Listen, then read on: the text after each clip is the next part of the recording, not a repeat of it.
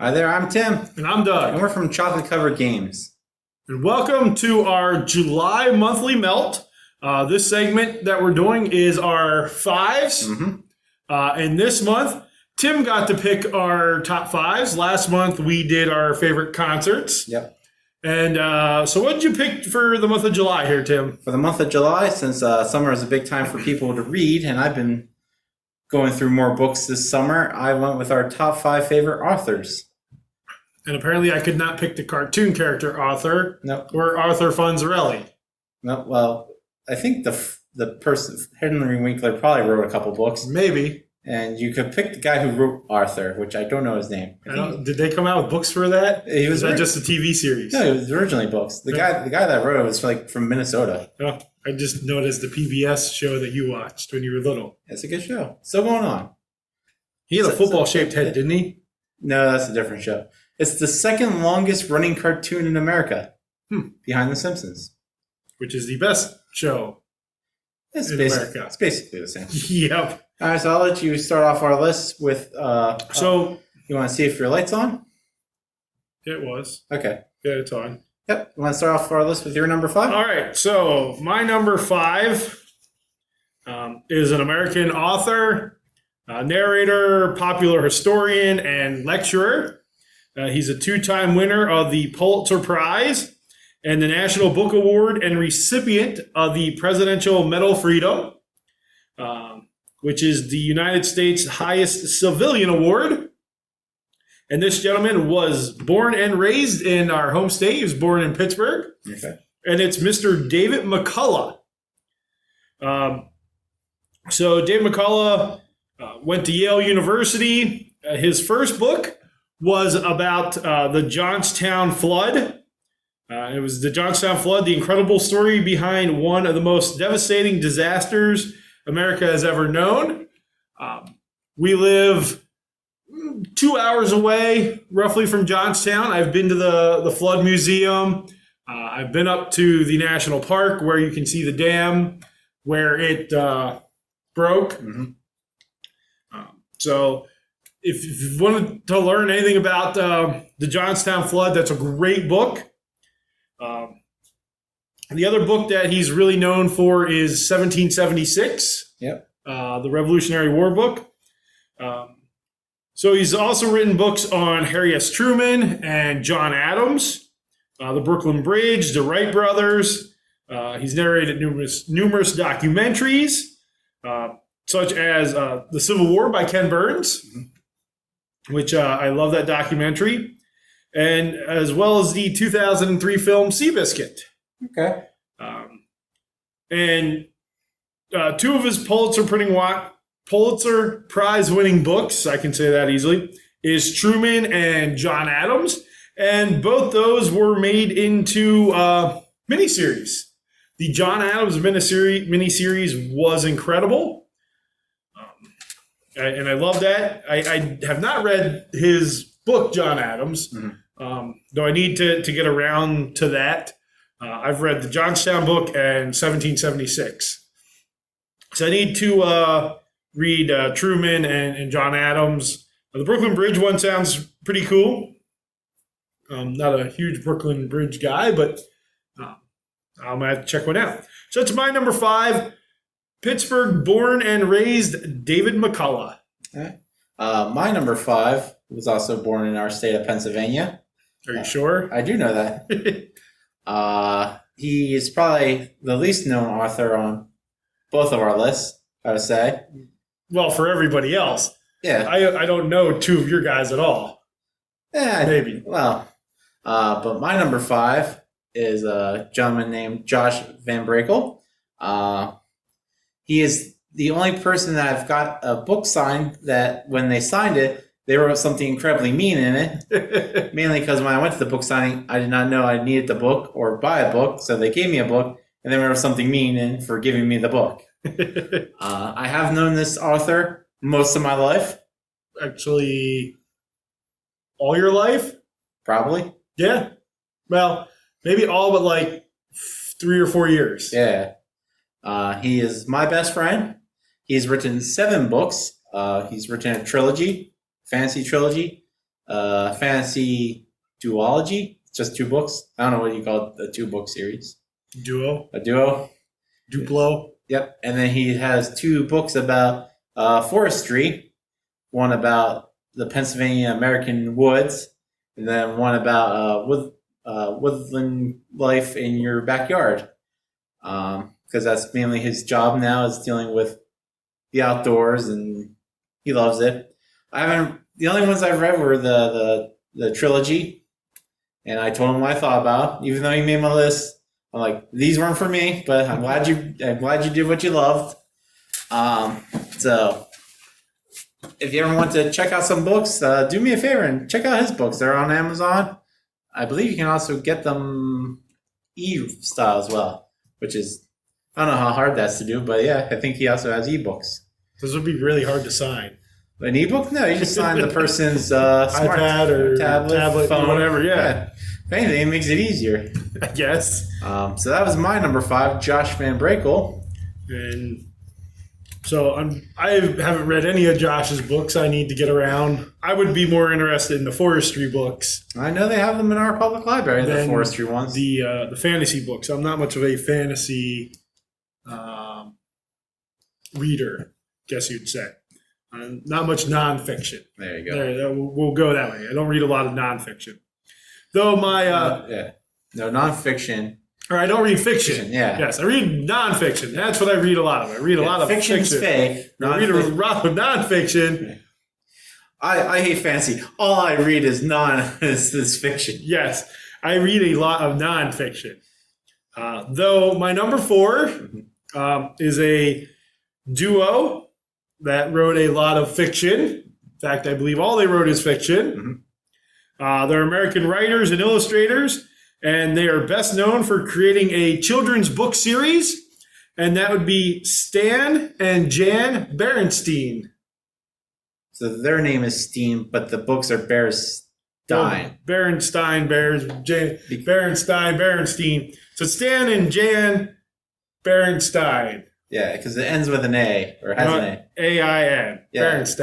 Berenstain. Whatever you call the Berenstein Bears. Which is incorrect because it doesn't end with an E.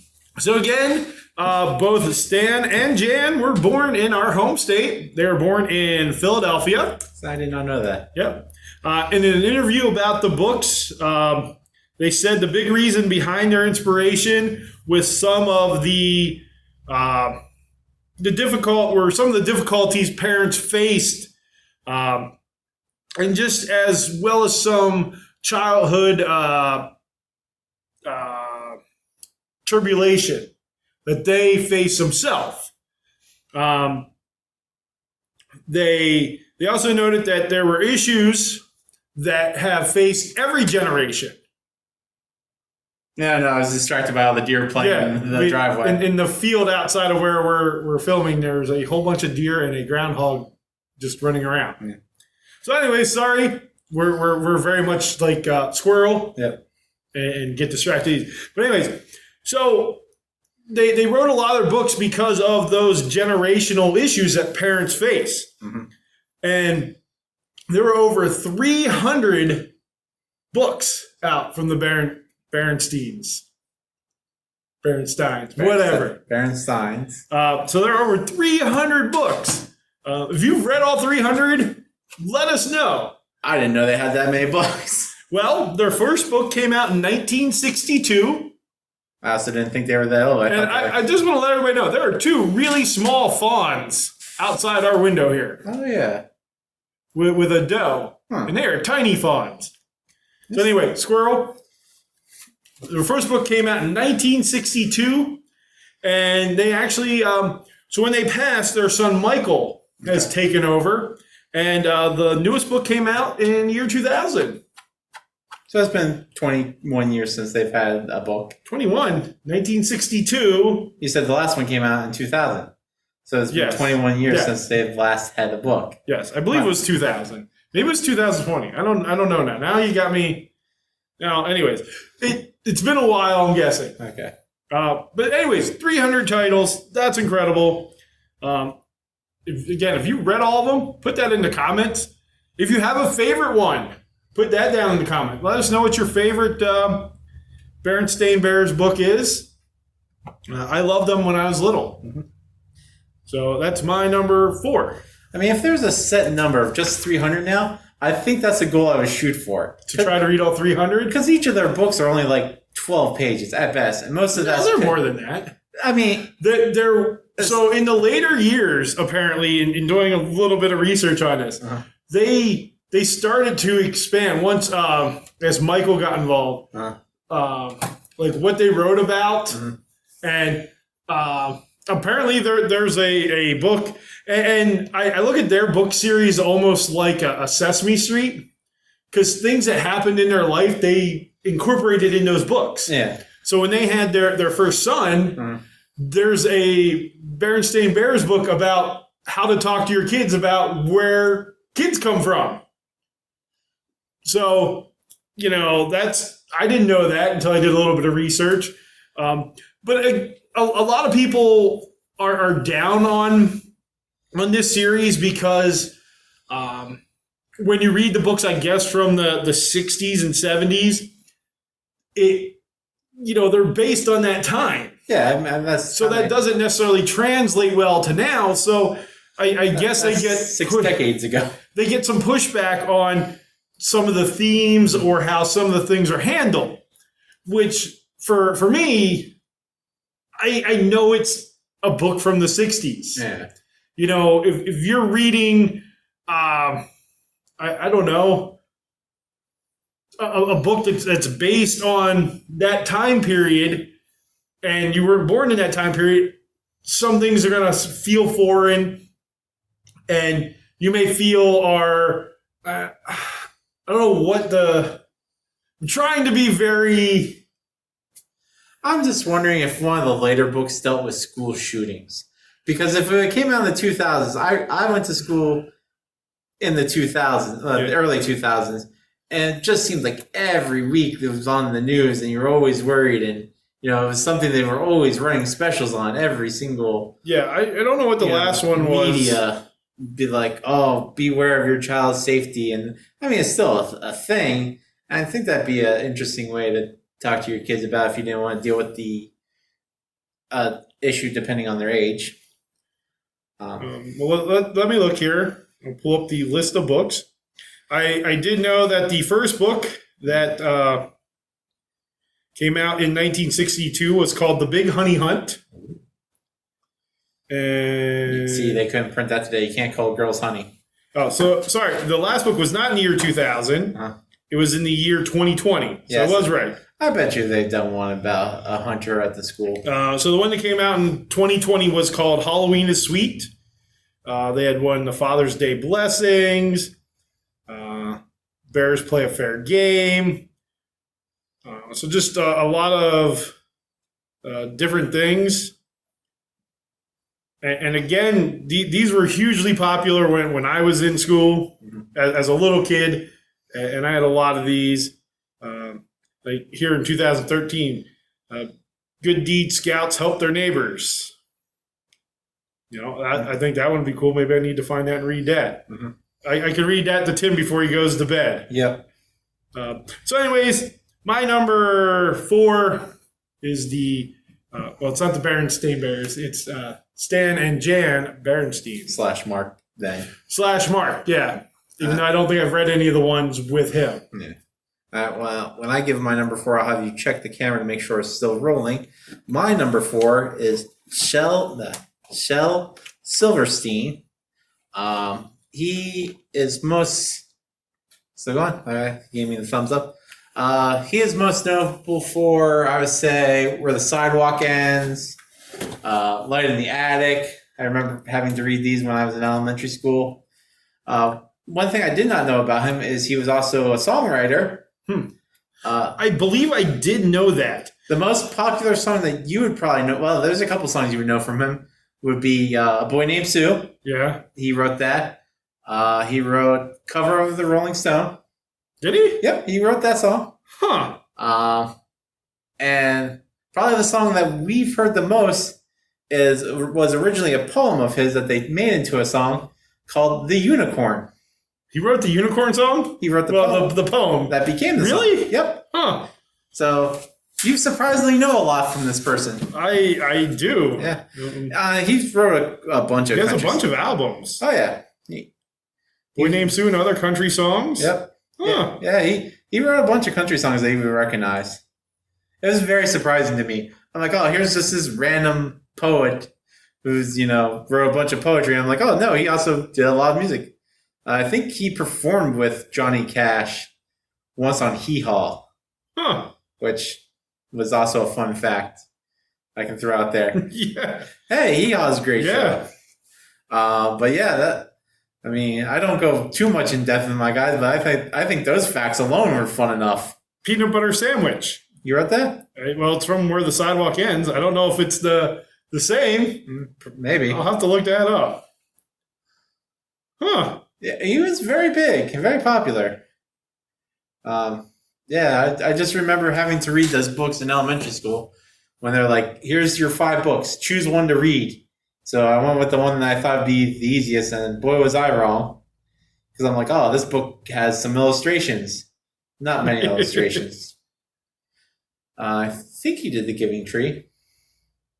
I want to say that was him as well. I could be wrong. I'm looking up these songs that he wrote. This is very fascinating to me now. That one, my author is the songwriter.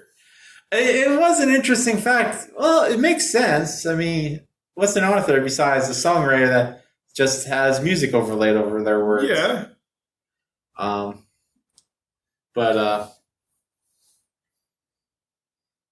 Yeah, I believe he died in the early 80s or 90s. He was real big in the 70s. Some of these facts I'm just making up to make myself sound smarter.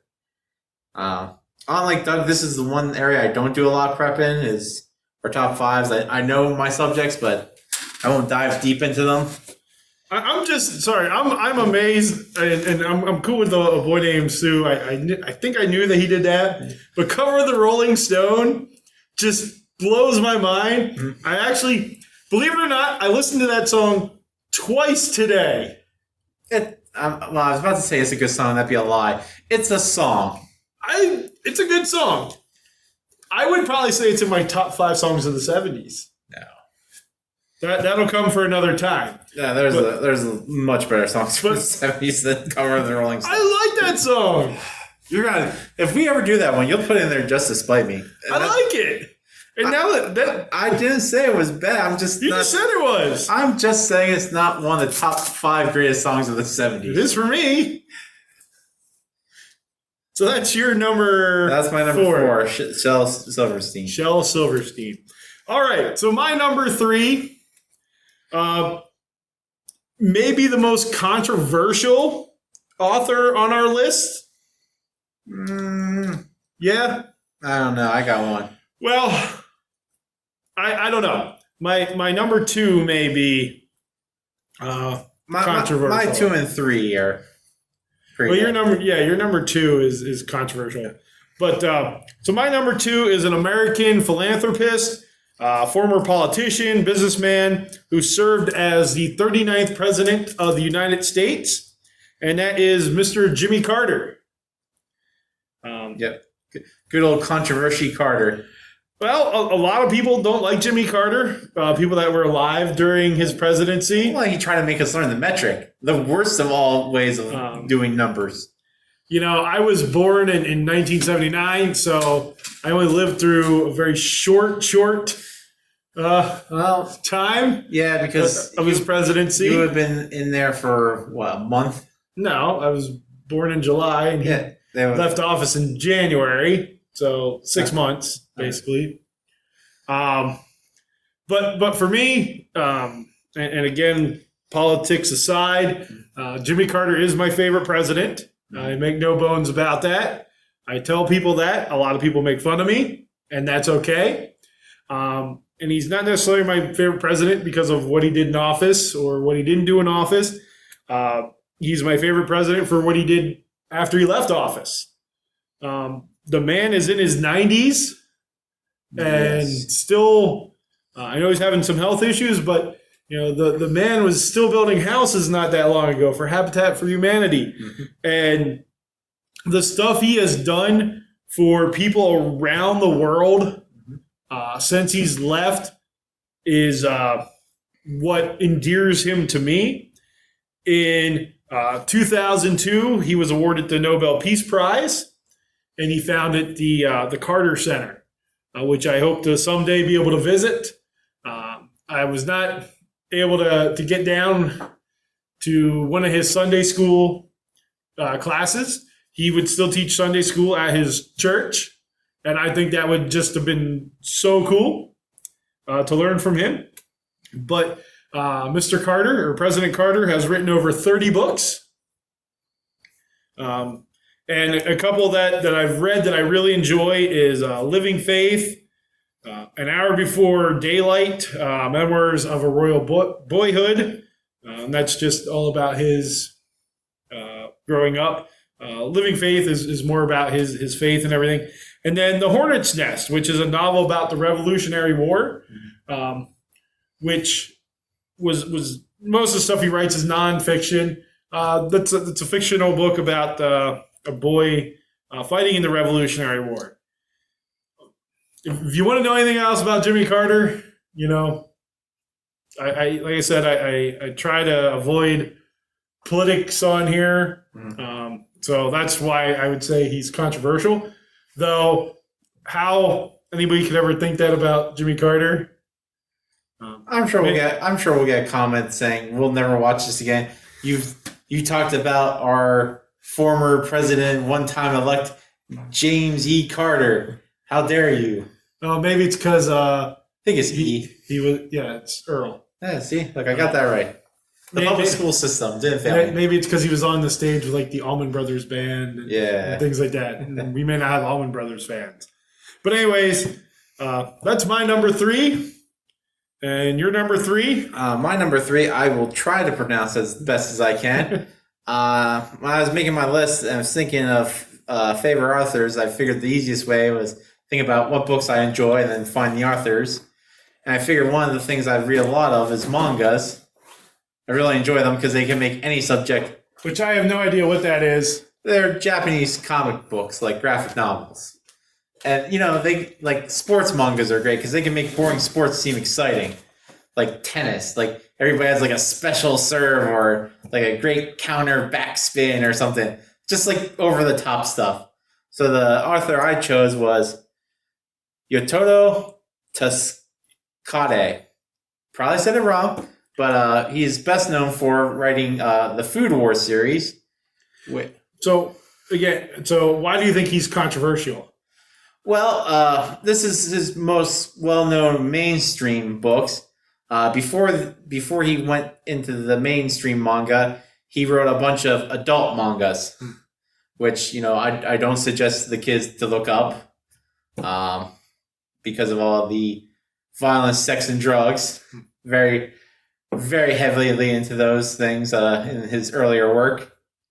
And he's had a couple different non-adult ones, but his big one was the Food War series. And the way he describes food while writing them is just so fascinating to me as somebody that works in the industry of food. Because everything in mangas are over the top. Like, these aren't just, fried rice.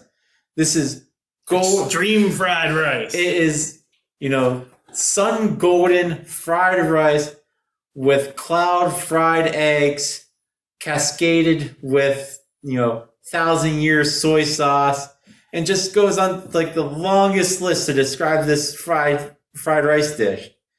And you're like, just call it fried rice dish. But it's something that we're taught when I went to culinary school when you want to charge more. The longer the title, the higher the costs. As long as you're listing everything that you do to it or ingredients.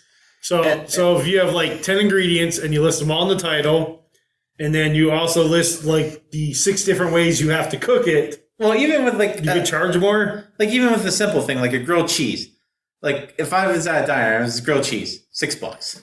But all of a sudden I'm like, we have an artisanal grilled cheese made with freshly baked bread from a local bakery that they use and that's all on the title. It's not like in the description. Well, if their description is like artisanal grilled cheese with I don't know, aged smoked Gouda, and what would be a good cheese to go with that? Like calf's Ricotta? milk. No, calf milk Swiss. You don't think ricotta would make a good grilled cheese? No. Well, I disagree. Any cheese would make a good grilled cheese. I don't know. I like feta, but I don't think feta would make a good grilled cheese. I disagree. Any cheese. Or blue cheese. I still try. Maybe that'll be an off topic sometime. We'll just eat different kinds of grilled cheese. It'd be expensive. It would be because cheese is expensive. But if you're only buying 2 slices of each. Yep. Well, some of them you don't buy in slice, like you don't buy brie by the slice and whatnot. Well, you buy a little chunk. But that's my number 3. Yoto Takasuke. Probably said different from the first time. Probably said wrong both times. All right, so my number 2, I've gone back and forth between my 1 and 2. Mm. And I'm not sure which, I wasn't sure which one I'd make 1, which one I'd make 2. So the one I have listed first on my paper, I'm actually going to make my number 2. Okay. And that's Dan Brown. Mm.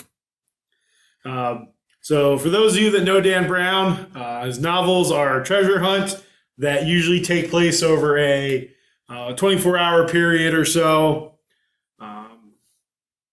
And they feature cryptology, art, conspiracy theories. And all his books have been translated into 57 different languages, which is kind of cool. And he sold over 200 million copies of his books. And 3 of them were adopted to film. So he's best known for the Robert Langdon series, the Da Vinci Code, Angels and Demons, The Lost Symbol, Inferno, and Origin. My favorite of that series is actually The Lost Symbol, because it takes place in Washington, D.C.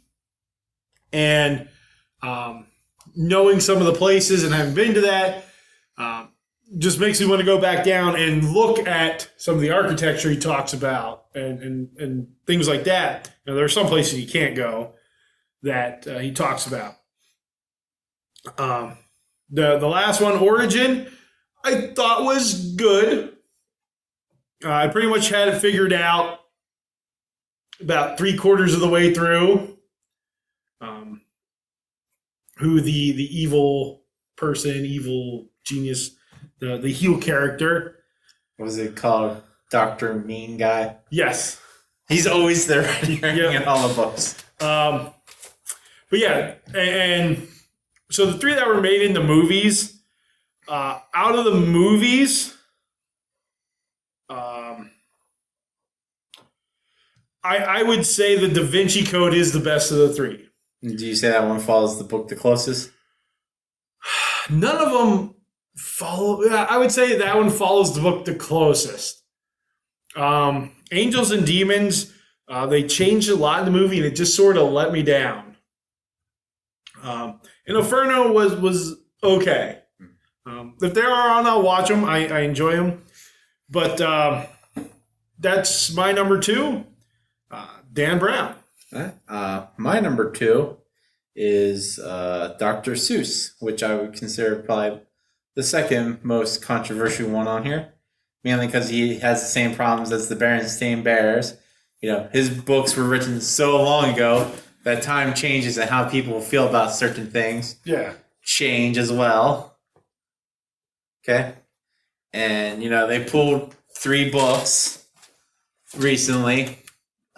And people were upset, like, how dare they? But, it was them themselves pulling it. Yeah. I don't think I've read any of those 3 ever. I think I've read almost all of Dr. Seuss now. I might be missing 1 or 2. So I was never a huge Dr. Seuss fan. I'm not the biggest Dr. Seuss fan out there, but working at elementary school, we keep putting Dr. Seuss books on top of the food line. So whenever the kids are coming down there and I'm bored, I'll just be sitting behind the register. I'll just grab one of the books and flip through it, and the kids will be like, "Why are you reading that?" I'm like, "'Cause it's a book." They're like, but So if you're not a big fan and he's your number 2. well, the thing is, I've read so much of his, it's a volume thing because there's a good chunk that's really good, and other ones that are like, well, he was probably just told have a book. Yeah. And it's one of those things where there's such volume that you're gonna have some misses. And one of my favorite books from him was his second to last book, because everybody remembers his last book. It was All the Places You'll Go. Yeah. It came out in 1990. Everybody made a big deal about it. He died shortly after it. I didn't know that was his last book. Yeah, that was his last book. The book right before it, though, I thought had a real good shot at being his last book. I wish I could remember the name of it now because I've just drawn a blank on it. But it deals with doctors because, he was super sick at the end. And, it's hit harder with me because our mom was going to doctors all the time. And that's basically what this book is. Where, it's this guy goes into a checkup because he's older and he's got to go to this doctor and that doctor. And you take the blue pill and the red pill and this pill will give you this and this pill will give you that. And then you'll get this bill and you'll get that bill. And then you'll have this problem. And they'll have you go see this specialist. And it's a book that when you're reading it, you're like, man, the person that's writing this is really bitter. It's one of the few books that you're reading that you can feel the bitterness coming through a book. And it's such a diversion from most of his books that you're like, because it doesn't end happily. It just. I'm not going to get up today. No.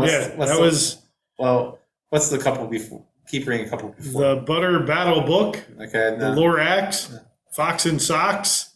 Hop on Pop. Then the retired ones were, and I think that I saw it on Mulberry. No, I know it's not one of the ones retired. Type in Dr. Seuss Doctor Book. Because it's not, I'm not going to get out of bed today. But I know it had to be close to one of his last ones. So that was the second to last one. Okay, well, it might not have been the second, but it was very close to the end of his career. Keep talking. But yeah, it's just such a weird thing because, he goes through it. And at the end of the book, the guy, the illustration, he's getting, more depressed or more anxiety or taking more pills. Was it a kid's book? Yeah, it's a kid's book. Because it's drawn in the classic Seuss style. And, there's a goldfish in the waiting room, and he's just watching the guy being taken from room to room to room to room. And, at the end of it, he leaves the hospital, and he just looks miserable. And the book just ends on a miserable note like that. And, it's such a weird book, and I guess it's to let kids know. You're Only Old Once? That's the name of it. It came out in 1996. All right. It's called You're Only Old Once, a book for obsolete children.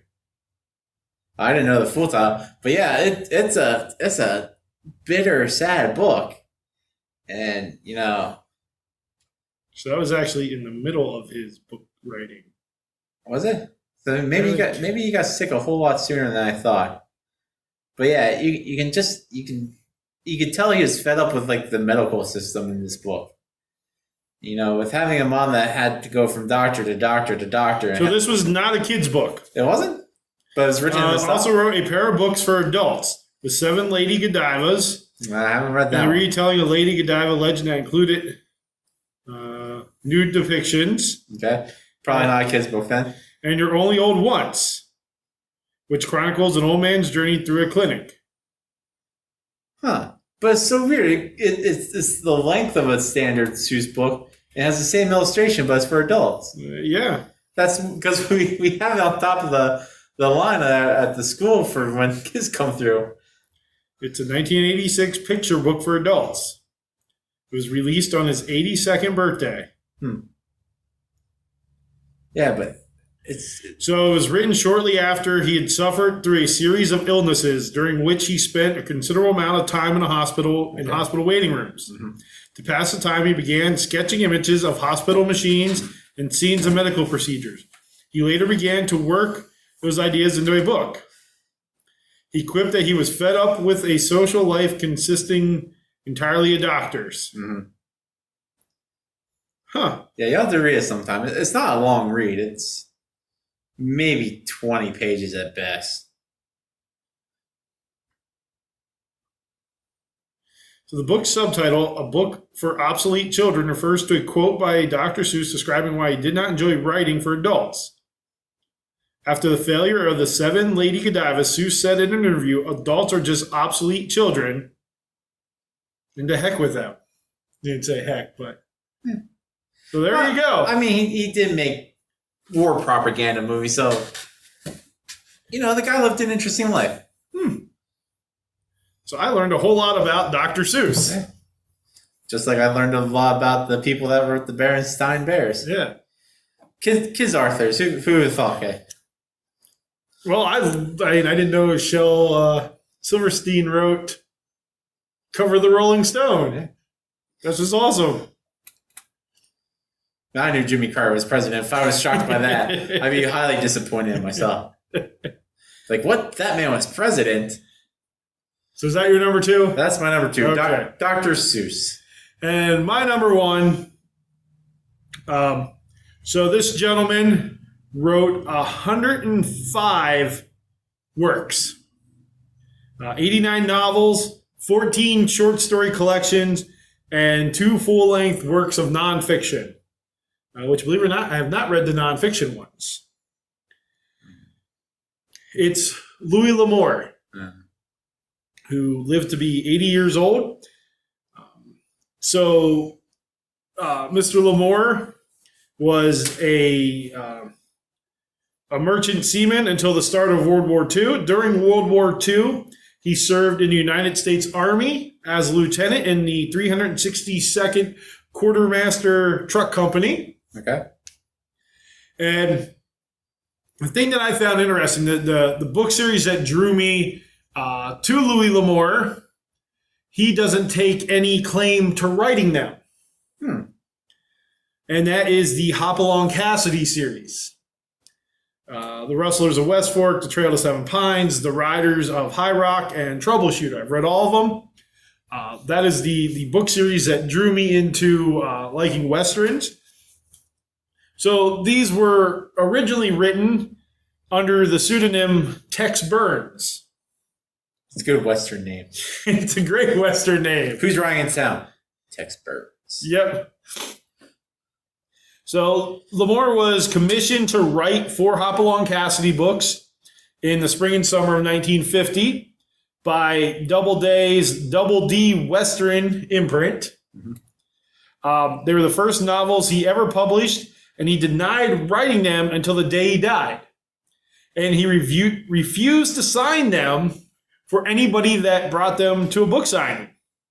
And the reason he gave to his young son at the time was, I wrote some books, I just did it for the money, and my name didn't go on them.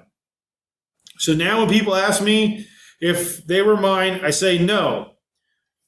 When his son was asked if this would be a lie, he said, I just wrote them for hire, they weren't my books, is what he tells people. But in that Western world of writing, there's Louis L'Amour, there's Zane Grey, which I don't think I've actually read any Zane Grey. Which is surprising since you're such a huge MASH fan. I thought you'd just read them for that fact. Because Colonel Potter read Zane Grey. Yeah. No, Louis L'Amour, and there's a new guy, I don't know how new he is, that I got that wrote... that series I watched, Longmire. I believe the name... Dan something? Or Nah, I thought it was something Johnson. Maybe. I got the first book in that series. I need to read it. I enjoyed that show. I enjoy Westerns. Recently, I've really gotten into them. I'm sure if there's a Gunsmoke book series out there, I need to find it and read it. But anyways... Louis L'Amour, and again, the guy wrote 105 works, which is awesome.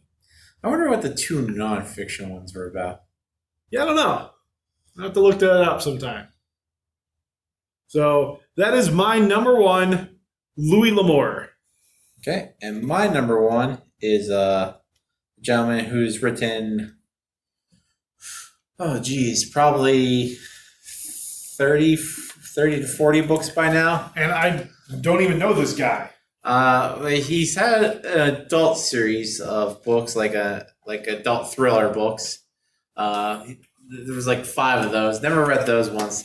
I've only read his young adult stuff, which, because I like fantasy stuff and it deals with like Greek gods and Roman gods and just mythological stuff, which I've always found interesting.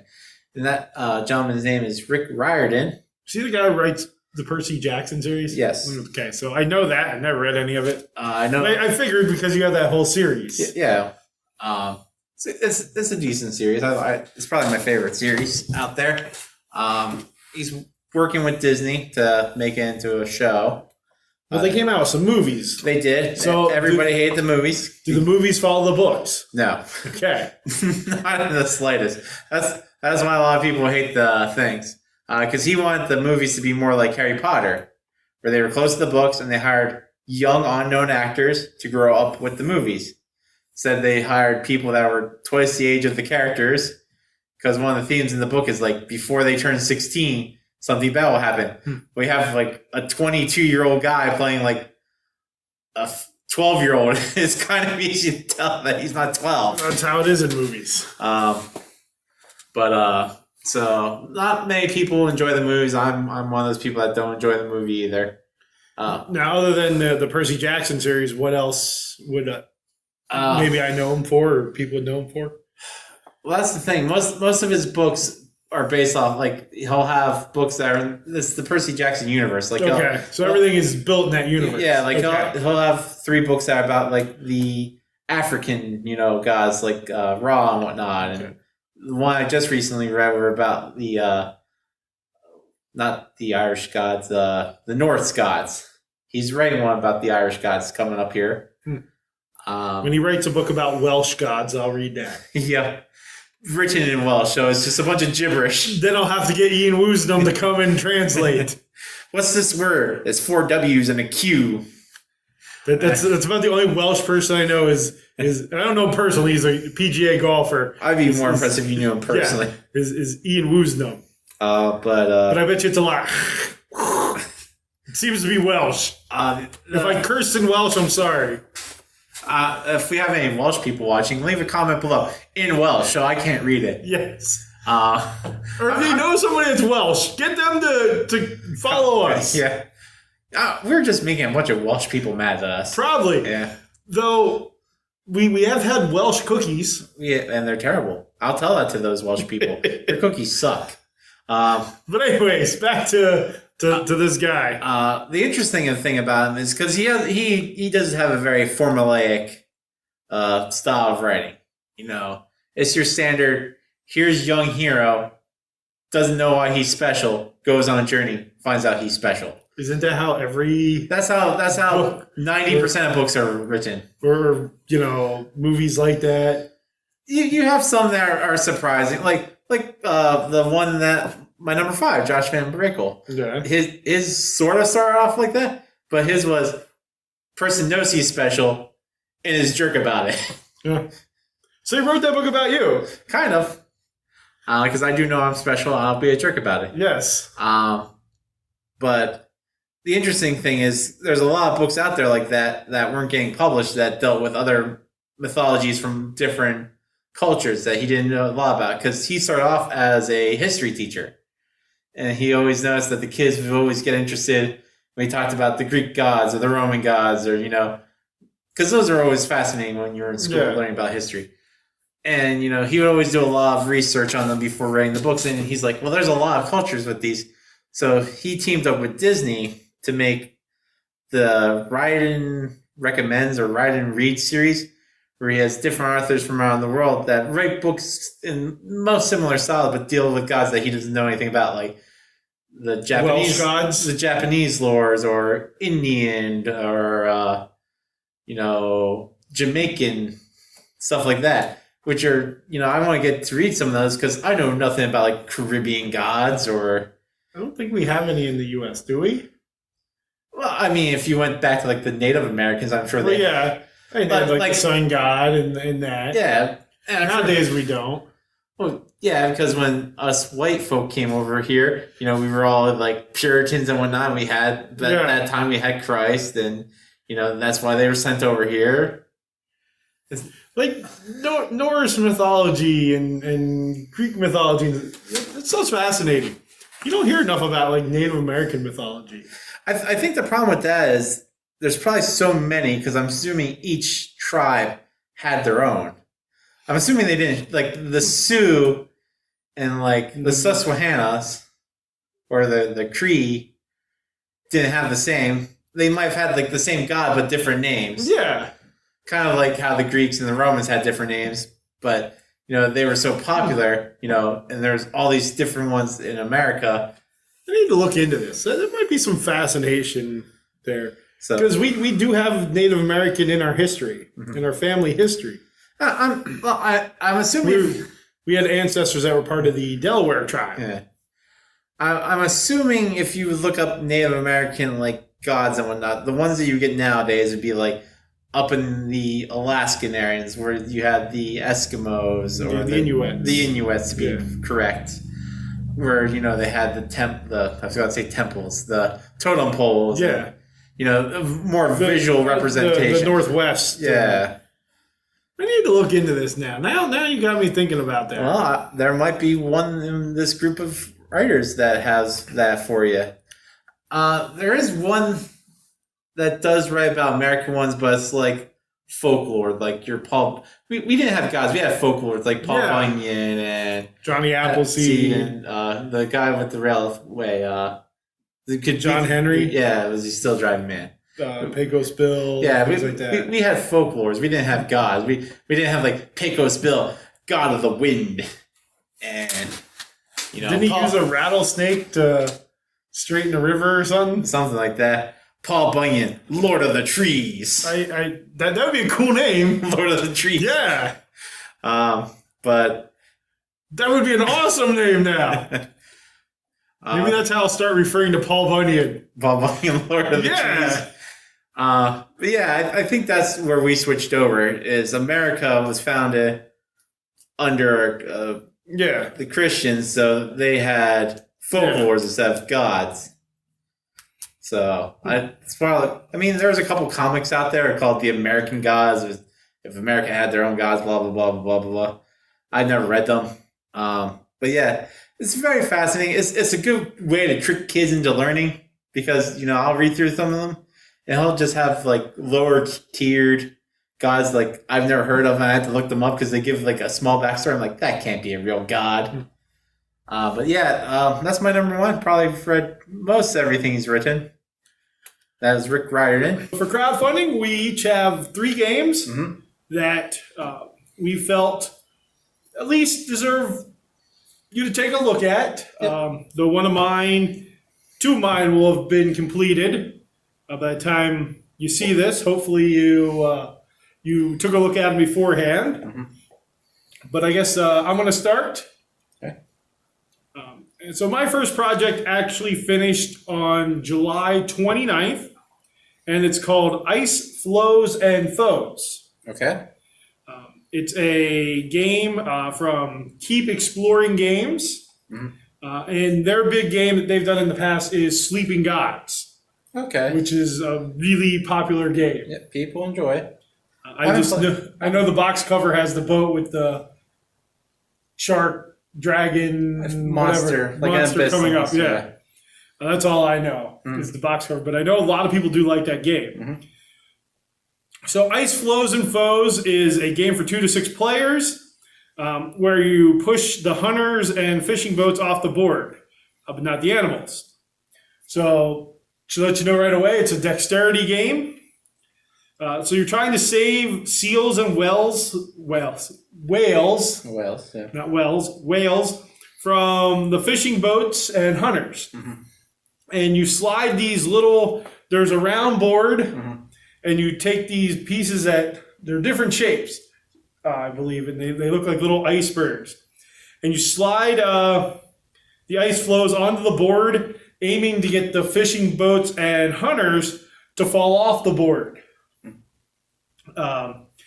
And you want to be careful not to push the seals and whales off the board because ice flow movements are predictable. Again, they're all different shapes. So when you push that one piece on, it's almost like a coin pusher game. Yeah. When you drop the coin in the coin pusher and it, you don't know how those coins are going to push out. When you push your piece on, you don't know how really, all the other ice pieces and boat pieces will move and fall off the board. So on your turn, you're going to take 3 pieces of ice flow, and one at a time, you push it in a straight line until 100% of it is on the board. If any fishing boats or hunters fall off, you keep them as a trophy. Collect 5 to win. Pushing animals off the board will end your turn prematurely. So again, you're trying to push off hunters and whales. And when you collect 5 of those, you win the game. I think it looks really neat. I think coin pushers are pretty cool. Yeah. I never win. When I saw this game, it reminded me of a Kickstarter that was on last year, I believe. I believe it was called Kumo, where it was insects. And you were like a rhino beetle or this kind of bug. And it was a round board, and you had special leaves that your insects were on. You pushed them onto the board, and you try to knock the other ones off. When I first saw this, so it has that same kind of feel, I think. It did fairly well that game, so This game has a fair shot, I think. Yeah, I know it funded, and again, being the follow-up to Sleeping Gods, I hope it does well. I really hope I get a chance to play this. I think it looks really cool. So that is my first crowdsourced game, and it was on Kickstarter. Yeah. And again, it ended July 29th, so I hope you took a look at it. Okay, and then for my game, all my games are on Kickstarter. I didn't look anywhere else this time. But my first one is Orzo, O-R-O-S. It's on until August 12th. It's a 1 to 4 player game. Prices vary between $50 for standard and $75 for deluxe. The main difference between deluxe and standard is deluxe gives you game trays, it gives you some more tiles, upgrade pieces. This is a worker placement, tile shifting, area development game where everybody has their own player board and they share a board in the middle.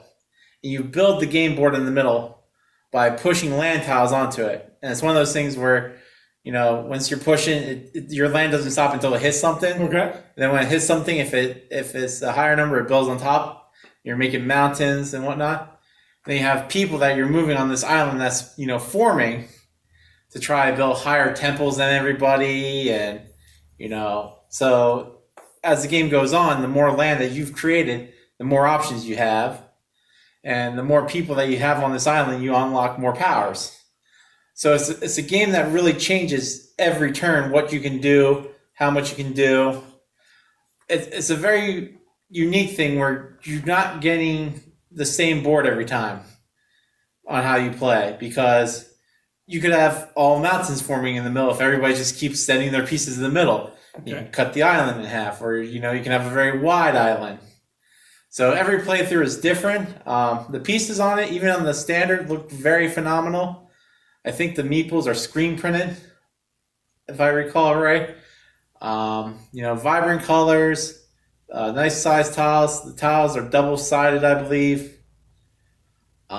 Just a very unique game, because you don't see many tile pushing games. You see a lot of tile laying games out there. And this has a little jigsawiness to it where you're trying to figure out, okay, if I hit this, it's going to push these 2 up. And, eventually you're going to have where you don't have any moves that you like. Okay. So it's is it sort of like those old games with the numbers and you're moving it this way and this way? And... Yeah, like all your tiles will have numbers on it, like 1 through I think 6, and then the 7th is an N. Do you know what I'm talking about? That little where the numbers are in the little tray, and you go back and forth. No, where you slide the number you're trying to get them in order. No, not really. This is more like those games you can play on your phone now, where it's like, oh, you have these 2 things that match, and you push that one into it and it becomes something else. Okay. And then you push this into something and it becomes something else. It's like that mechanic, but into a board game. Okay. Where you're sliding things to make other things. All right. Which is as good as I can explain it. But But yeah, it's just a very unique mechanic for board game that you don't see too often. I mean, there's a lot of board games where you build the board as you go. Yeah.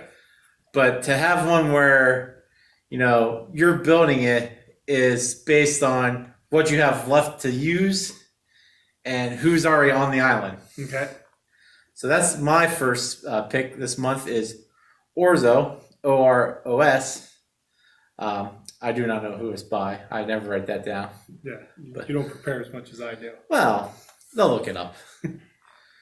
And then my second game, I actually had to look up here. That's what I was looking at earlier.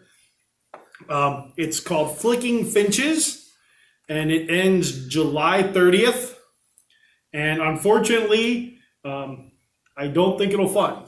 Mhm. They're only about a quarter of the way, and they have just a couple hours to go. Okay. So I'm hoping that maybe if it doesn't fund, this game will eventually come out. Flicking Finches is another dexterity game, Okay. and it's by Miadre Games. This is why I don't put the creators of the games on my thing.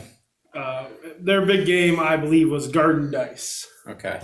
So Miadre Games. Sorry, I'm mispronouncing that. For if you are the company president and watching us. So it's a family-friendly game where each of you will control a small flock of finches, Okay. which are little discs bearing different characteristics such as color, body size, beak size, and body markings. Okay. And using your finger, you'll attempt to flick the finch as close as possible to the little Charles Darwin figure Okay. without knocking him over. So players can chirp to entice Darwin to award seeds to the closest finch, matching the evolutionary characteristics he's most interested in. Okay. And that is determined by sketchbook cards that are dealt out onto the table. And after awarding seeds, Charles will move along to the next island location and that's on the board, and he's ready to study a new variety with the finches giving chase. Okay. So Charles Darwin's going to move around the board, and you're going to keep flicking your finches, try to get closest to him. Okay. And so the game ends when his sketchbook cards are filled, and the player with the most seeds wins. Okay. So basically, you're just flicking around the board, trying to get closest to. It's tabletop shuffleboard. No. What's the Bocce Italian? ball. Bocce ball. It's a tabletop Yes. bocce. Where the little is it a paoli? Paoli? No, paoli's bad. Yeah. That's the money thing. Mhm. Pelota. I think it's called a pelota. Yeah. Don't deal with paoli. You'll go to jail. So then you're flicking, trying to get closest to that. Yeah. And then whatever is on that sketchbook card, if you're closest, I believe, with that characteristic, you get a seed. Okay. So it looks cool. I like dexterity games and flicking games because I really do like what's the one we own that we haven't owned? Flick them up. Flick 'em up, yeah. We own it, but we haven't taken it out of the box. Well, we've taken the base one out. We haven't taken the The expansion. expansion. I enjoy flick 'em up. So unfortunately, like I said, it's probably not going to fund. Mhm. But I do hope maybe in some way it will come out at some point. All right. So my second game for this month is Animal Adventures: The Faraway Saga. I believe this is made by 5E or E5. I know it's that letter and number. I don't know which order. I should feel bad because they're really big into RPGs, and that's what this is. It's an RPG, something a little different than a board game. Or game adjacent. Yeah. And it ends today, July 30th. And this new campaign introduces 11 new playable animal types, species you can play. Animal human hybrid kind of things. See, I really thought you were gonna pick as one of your ones the little the miniatures for like the fantasy football game that were, what were they? Oh, I forget what it was. They were animals. Yeah. There you go. Were they sheep or pigs or I think goats I think they were sheep, but I forget what they were. I thought you were gonna pick that, but anyways, you're talking about animals. Well, it's like the anthropomorphic animals that you have in movies. Some of the new ones they've had are an otter, a red panda, koala, goat, alpaca. I think one of them is an octopus and like a wheelbarrow to get around. And because it makes sense. Yeah. The price ranges anywhere you can back it from $7, where you just get the digital book, Okay. all the way to $87, which is the all-in, which gets you the books, the minis. And I think that's it for the all-in. Then you can add add-ons like a GM screen, additional subsidized or additional extra books that are in the series. But I love RPGs. I don't play enough of them in real life just because I don't get around, and the world hasn't had many groups around. Something I want to get into. I think this would have been a fun one to do with kids or even adults, because it's sometimes fun to play like just a random animal that's humanoid, and that's Animal Adventures: The Faraway Saga. It did fun because it had they're the company that made it. I told you 5E or E5 is really big in the RPG world. So I played like 2 weeks of Pathfinder. Yeah, about. That's the only RPG I've done. There is one RPG I really want to play, and it's the one that's based in the 70s. I showed you that one time. It's called like 1976 or. No, you've played another RPG. Fiasco. It's technically in that realm. Yeah. Okay. It's like a one-off RPG. I enjoyed that. Yeah. That was a lot of fun. I didn't know that was considered an RPG. Yeah, it's just I figured it was just like a storytelling game. Well, that's what RPGs are storytelling games. I guess, yeah. That's Animal Adventures: The Faraway Saga. That ended today. That we made the video. Yeah. So my third game comes from Zeroic Games, I believe is how you pronounce it. And the only game I could find from them is Helionox Deluxe Edition, and there was an expansion for that. Doesn't sound familiar. Yeah, I don't know that game.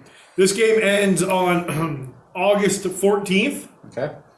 And it's called Thunder Rolls. Okay. It's not a board game based on the Garth Brooks song. Or the movie? I didn't know there was a movie. Oh, that's Days of Thunder. Yeah. There has to be a movie called Thunder Rolls by now. Maybe. But I thought of the Garth Brooks song. But this is actually a fast-paced dice placement stock car racing game for 1 to 8 players. And it's from Richard Launius, who does Arkham Horror, Fate of the Elder Gods, and a ton more. A lot of horror stuff? No, because Defenders of the Realm is one of his. Freedom 5. I was really hoping that this was going to be like a horror racing game. Well, to you, any racing thing is horror. It is. Even though you loved when you went to the NASCAR race at Pocono.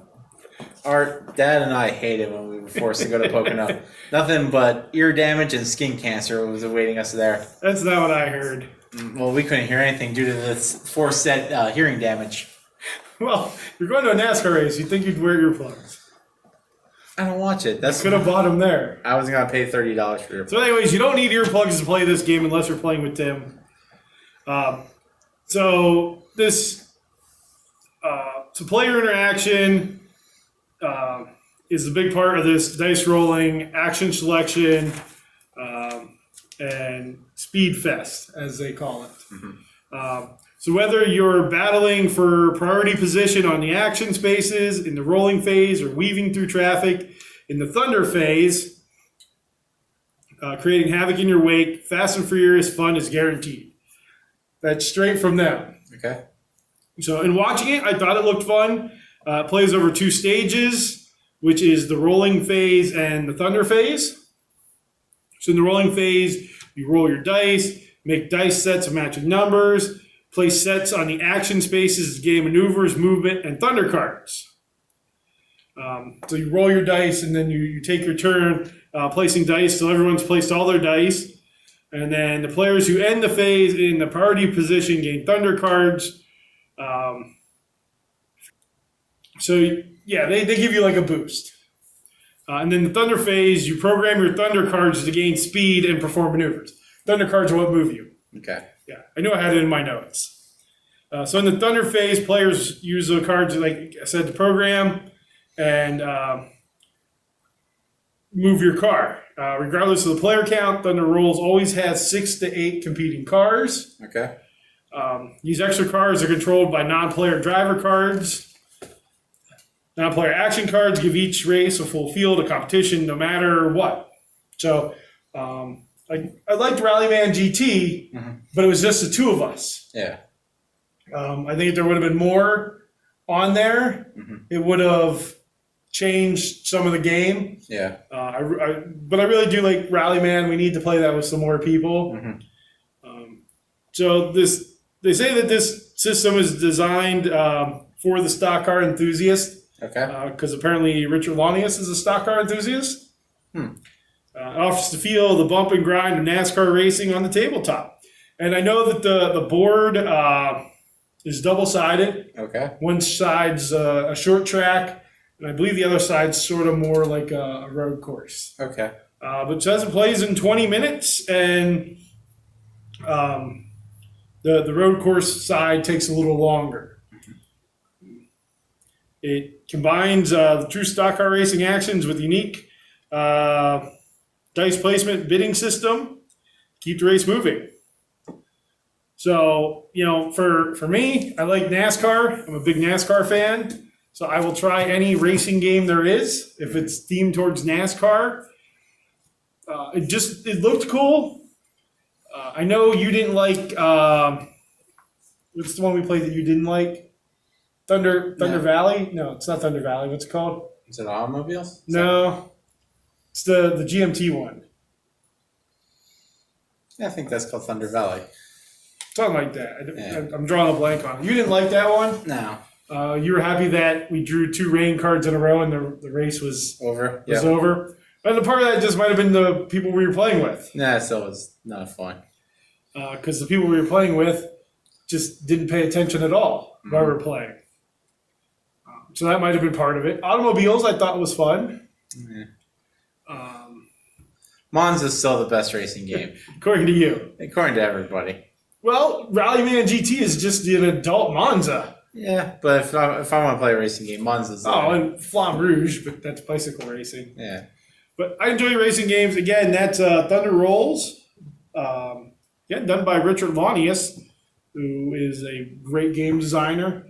I definitely want to give this one a try. And when's that in? August 14th. So there is still time to look at it. Yeah. I know I probably did a terrible job describing it.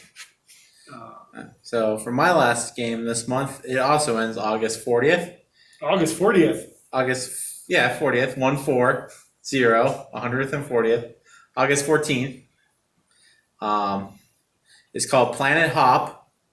It is a Game Boy game, which I always love to see older console games on these platforms because technology's advanced so much that they're able to make these fantastic games for these old systems. Like this Game Boy game can play with the original Game Boy on the old green and Wait, so this isn't a board game? No, this is a physical cartridge game for a Game Boy. Okay. Yeah. So this isn't a board game? No. No, we're board games. Our channel is just called Chocolate Covered Games. That's true. Just games. So I've had candles on this portion before. I almost had dice. Yeah, well, dice are gaming. Yeah. People throw dice. And I almost put the game board calendar. Yeah. That's on. Check that out. It looks awesome. Yeah, it was a toss-up between this game for Game Boy, or there's another game out there right now for the original NES. Can you still buy a Game Boy that's not like an old used one? Like a brand new Game Boy? Yeah. It would cost you a lot more than a used one. So they're not producing Game Boys. Like Nintendo's not making the Game Boy right now. Okay. They kind of have a thing called the Switch. Yeah. That's making them the monies. So this game is for an obsolete game system. Well, they also make systems like, what's it called? Like where it's a whole bunch of different ones in one. Yeah. Okay, so they have that? Yeah. With Game Boy? Yeah, I think there's one that fits Game Boy, but people also own Game Boys, and I can still go find a Game Boy on eBay if I want. Well, you can go to the trade-in stores. Yeah, there's still ways to get it, but this cartridge, they've made it where it works with the original Game Boy Color, and then it becomes colored. Like it's just one cartridge. Yeah. It works with Game Boy Advance, works with the Game Boy. But weren't they different size? No, it's the same cartridge. Nope. I thought they were different size. No, the only time they switched size is when they moved into the clamshell. Then they became thinner. But there was one that they became smaller. That's the DS. Okay. So this works on the original Game Boy, Game Boy Advance, Game Boy Color. What about Game Boy Plus? Is that the one that goes into the... I don't remember. And maybe there wasn't a Game Boy Plus. It works in the Super Nintendo Game Boy cartridge thing where I'm going to look if there was a Game Boy Plus. There probably was. And it works in like the original Game Boy not dual screen, but like Game Boy Advance screen. Yeah. Where it Game Boy Advance, Game Boy Color, Game Boy Advance SP. Yeah. Game Boy Micro. Are you on the thing now? Well, I was just looking up to see if there's a Game Boy Plus. There's been localized Game Boys. Like there's one that's only been in Japan, which was like the Game Boy Light, which was a Game Boy that had backlighting feature. And there's an original Nintendo Game Boy for $150. Yeah. But this is a brand new game for Game Boy. It's a platformer, has 9 levels. You can back this anywhere for $12, which gets you the digital ROM version, so you'd be playing on your computer and not on like a console. For $70, you get like what you would buy back in the day, where it comes in the box, has the cartridge, rule book, whatnot. Or if you really want to spend the money, the top tier is $836. Okay. That's called the Creators Edition. Okay. At that point, you get to create 6 bosses for the game, 6 enemies for the game, 1 level for the game, I believe. You get your names in the credit, which would make sense because at this point you've created a lot of the game, having input with making that much. And I think you get some say in the artwork. Ooh, do you remember Game Boy Advance? Yes. It's that one. I mentioned that one. It's the flat one. Game Boy Advance SP. There's the Game Boy Micro. I don't remember that one at all. No, I'm not a big fan of the Micro. But yeah, it plays on all those systems. So if you have any of those Game Boy systems... Game Boy Pocket. That's the one that flips. No, Game Boy Pocket is just like a mini Game Boy. Oh, it's the shaved one that's much thinner. I know which one that is.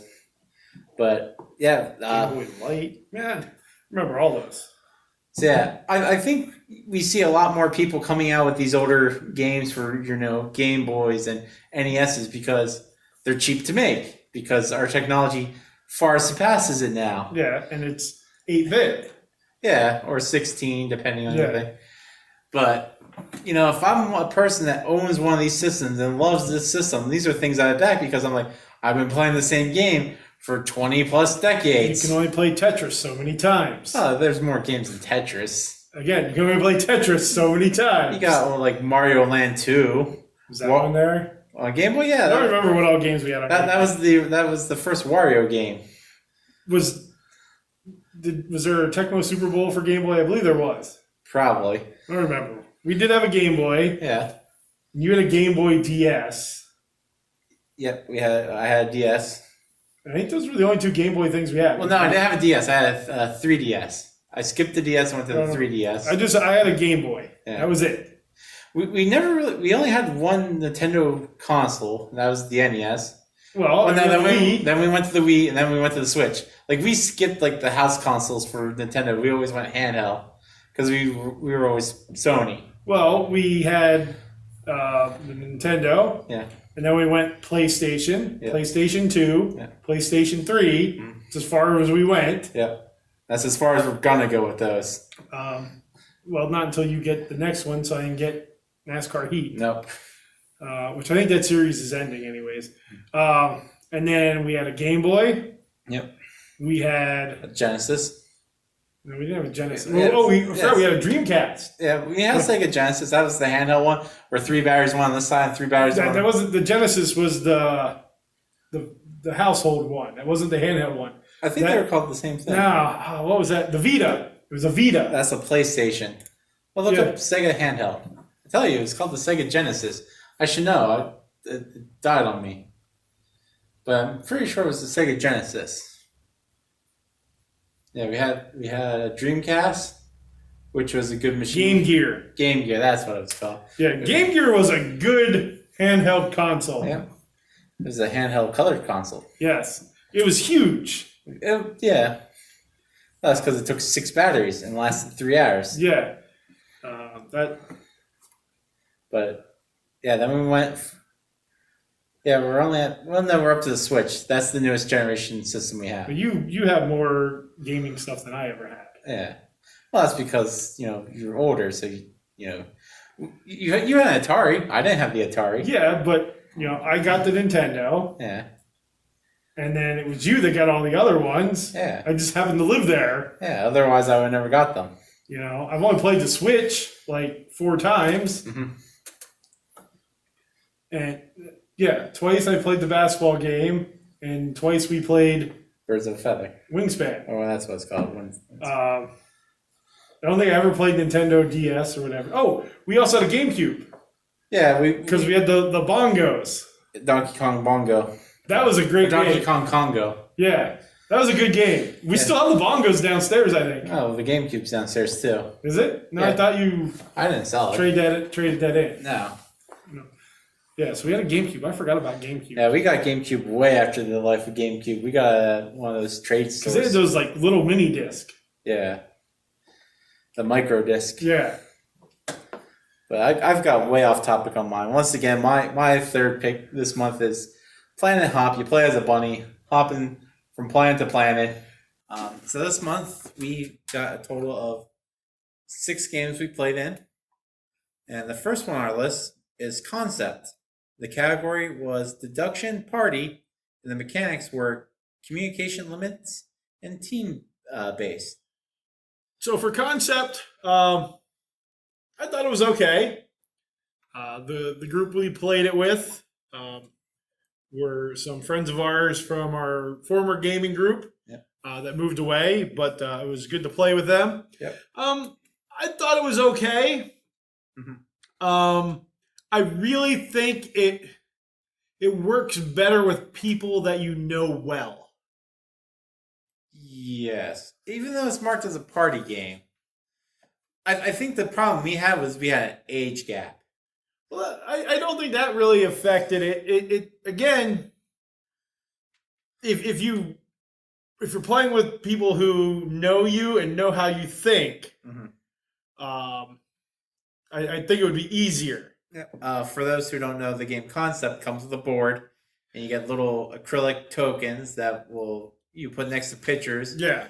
And one is like your main subject, and then you put that there, and then you have little other ones that be your sides things. So, like one of mine ones I had was Beetle Bailey, he's still a cartoon strip in the news or paper. He's an army man, so I put my main topic on war and conflict, and I put my sub things on man and like cartoon newsprint. And no one got it because, Beetle Bailey's not as big as I thought he would be. No, I read it when I read the comics. But like a couple of people we played with didn't know who Beetle Bailey was. Yeah. And that was I don't want to say that was the hard thing because you could choose different words on the card. Yeah, they had easy, mediums, and hard. I always try to go with the hard ones. Yeah. So I think with the easier ones, it would have been okay. It was fun. We house ruled quite a bit of it. Yeah. To make it work for our group. But I'd play it again. It's a party game, definitely. And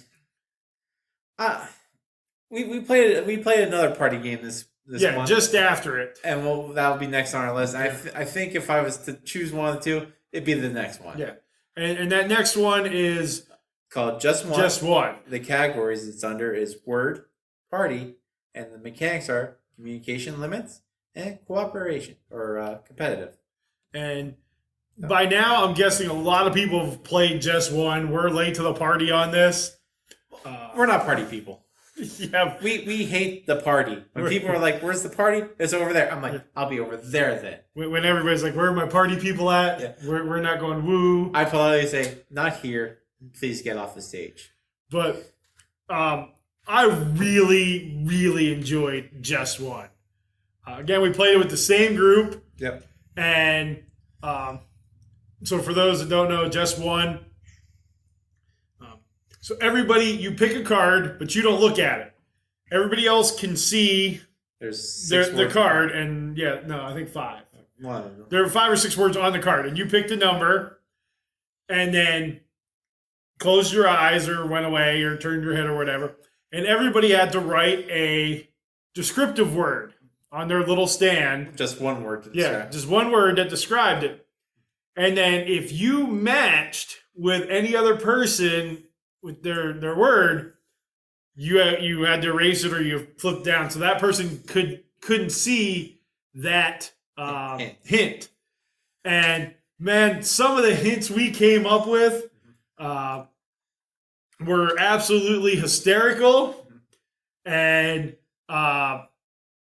it was really fun. We laughed a lot. Trying to think of one of the ones. We had Peach, and I think I put down butt Probably. because of the peach emoji, and I knew nobody else would put that down. I think my answers were too thinky because I never wanted to Yes. match anybody. Like we had pear one time, and people would put like pants or fruit. I put down Bosco because it's the second biggest type of pear out there behind Asian. And I What figured about Bartlett? Bartlett's like third. It's Asian, I don't know. Bosco, Bartlett. And I wasn't gonna put Asian because that could have been anything. But that's what made the game so much fun, was when you thought you had a hint that would not match anybody else, and like 3 people had the hint. Mhm. So the person was left with like 2 hints, and that was it. Yeah, I was one of those people. And it was just a lot of fun, a lot of laughter. I saw people playing this before, and they all were laughing and having a good time. And if it may be my top party game. Over red flags. Yeah, All right. I enjoyed this. When we had our group, we played Cash and Guns as a Yeah. party game. Yeah. Cold Express. I will say most party games are fun because they're made to be Yes. fun. Well, there are some mass market party games that are just Boring. made for money. Yeah. But this one is really cool. I don't believe it's mass market.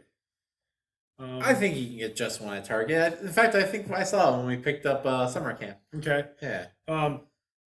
But It doesn't mean it's mass market. No. It just means it made the Target, yeah. which is mass marketing. Yeah. But anyways, good game. If you have not played Just One, make sure that's just on your radar. I think it says 5 to 7. I Something don't like remember. We played with 6. Yeah. The third game we played this month was Hadrian's Wall. Yeah. The category this game is under is city building. Okay. That's because Yeah. and the mechanics to it is hand management, paper and pencil, and tech tree. Yeah. I mean, flipping right. You're not really flipping anything. There's literally no flipping in it. Yeah, for the dummy player. We We did. Because you have to play with 3. Well, the only time you flipped that one was I don't for think either of us used the dummy player. was for the card. Yeah.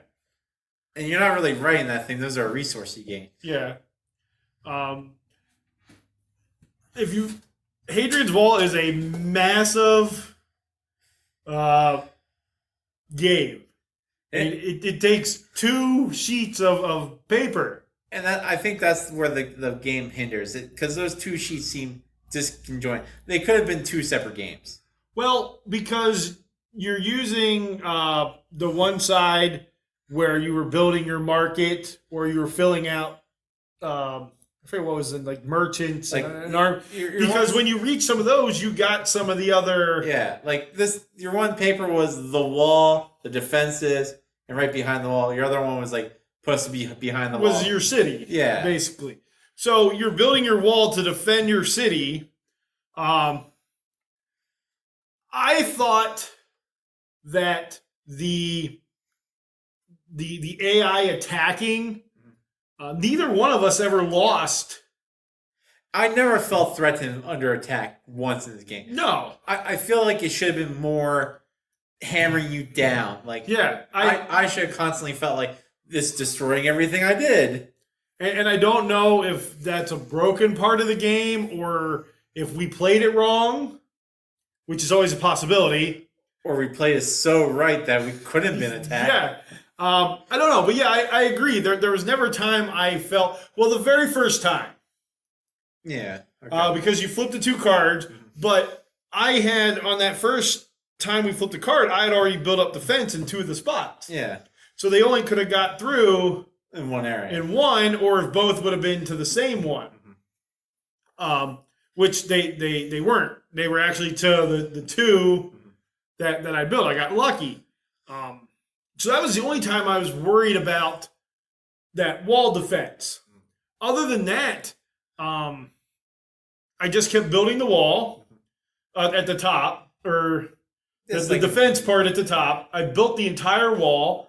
I did all the training. I pretty much all but finished that left sheet. Yeah. I did realize too late in the game. Well, no, because I finished the horseman part, the cavalry part. Okay. You didn't do any of that. No, I just skipped over that. And I I still did fine. Well, you beat me. Yeah. But I started that. I did finish it. I had to really push at the end, and I got lucky with some of the colors that came up for the resources. Yeah, I focused most of my time on the city end, where I'm like, here's the major points. I built my defenses. I kind of did the wall a little bit. I'm like, I don't need any of this other stuff. Here's all the major points. Well, I built I did the fences. 2 of them I got full. One I didn't. I completely built the wall. I completely trained. I did almost, well, the bottom part of that left sheet. I think I only got 2 to the close to the end. And then on the other side, I finished the market, and I finished 3 of the 4. I didn't do anything with the gardens. I did the gardens. I don't think I did anything with the temples. I did those too. So, so we sort of played different strategy, Yep. and we ended up, I think you only beat me by 4 or 5. Yeah. So it was very close. I'll say I probably won't ever play this again. I have no need to. Well, not need to. I have no want to. I would probably play it again at least one more time. I'd like to try to play a game 2 or 3 times. I mean, To really get the feel for it. Because you can't always say if you like a game or you dislike a game after one play. Except for, we've had a couple games though after one play we're like, never again. Biblios. I didn't mind Biblios. You don't like it. But that card game dealing with ships. It was like an 8-hour card game where we played like Oh yeah. 45 minutes and we're like, forget this. Yeah. Because that was the rule book was written so poorly. I think the problem with this game, in my opinion, what I think is wrong with it, is it's a solo game. At no point do we affect each other. Yes. I think this game could be more fun if one person is playing the wall building and the other person is playing the attack, to make it more interactive, like a game. Yeah. I mean, I know that you need to have a dummy player if you only have 2. Yeah. This game is a solo game. Well, there is a solo variant to it. Which I'm assuming is just a second AI, most likely. So, I mean, at no point was whatever you were doing affecting me, whatever I was doing affecting you. I never looked over at your side because We don't have to. Yeah. So, Hadrian's Wall, it was a decent game. It's a good As a solo player. Yeah. If you're looking for a take that or a versus, wasn't. But yeah, I would give it another play just to see if maybe we did mess up that building defense part, or maybe I just got lucky and played it right. That or I would like, instead of having the two sheets, have it front and back. One side's your wall, one side's your city. And the game is broken up to like you can work on one for a turn, and not the other side, or Yeah, but you needed both because one side affected the other side. You can get around that though if you're tinkering with it. Like I said, I didn't mind it.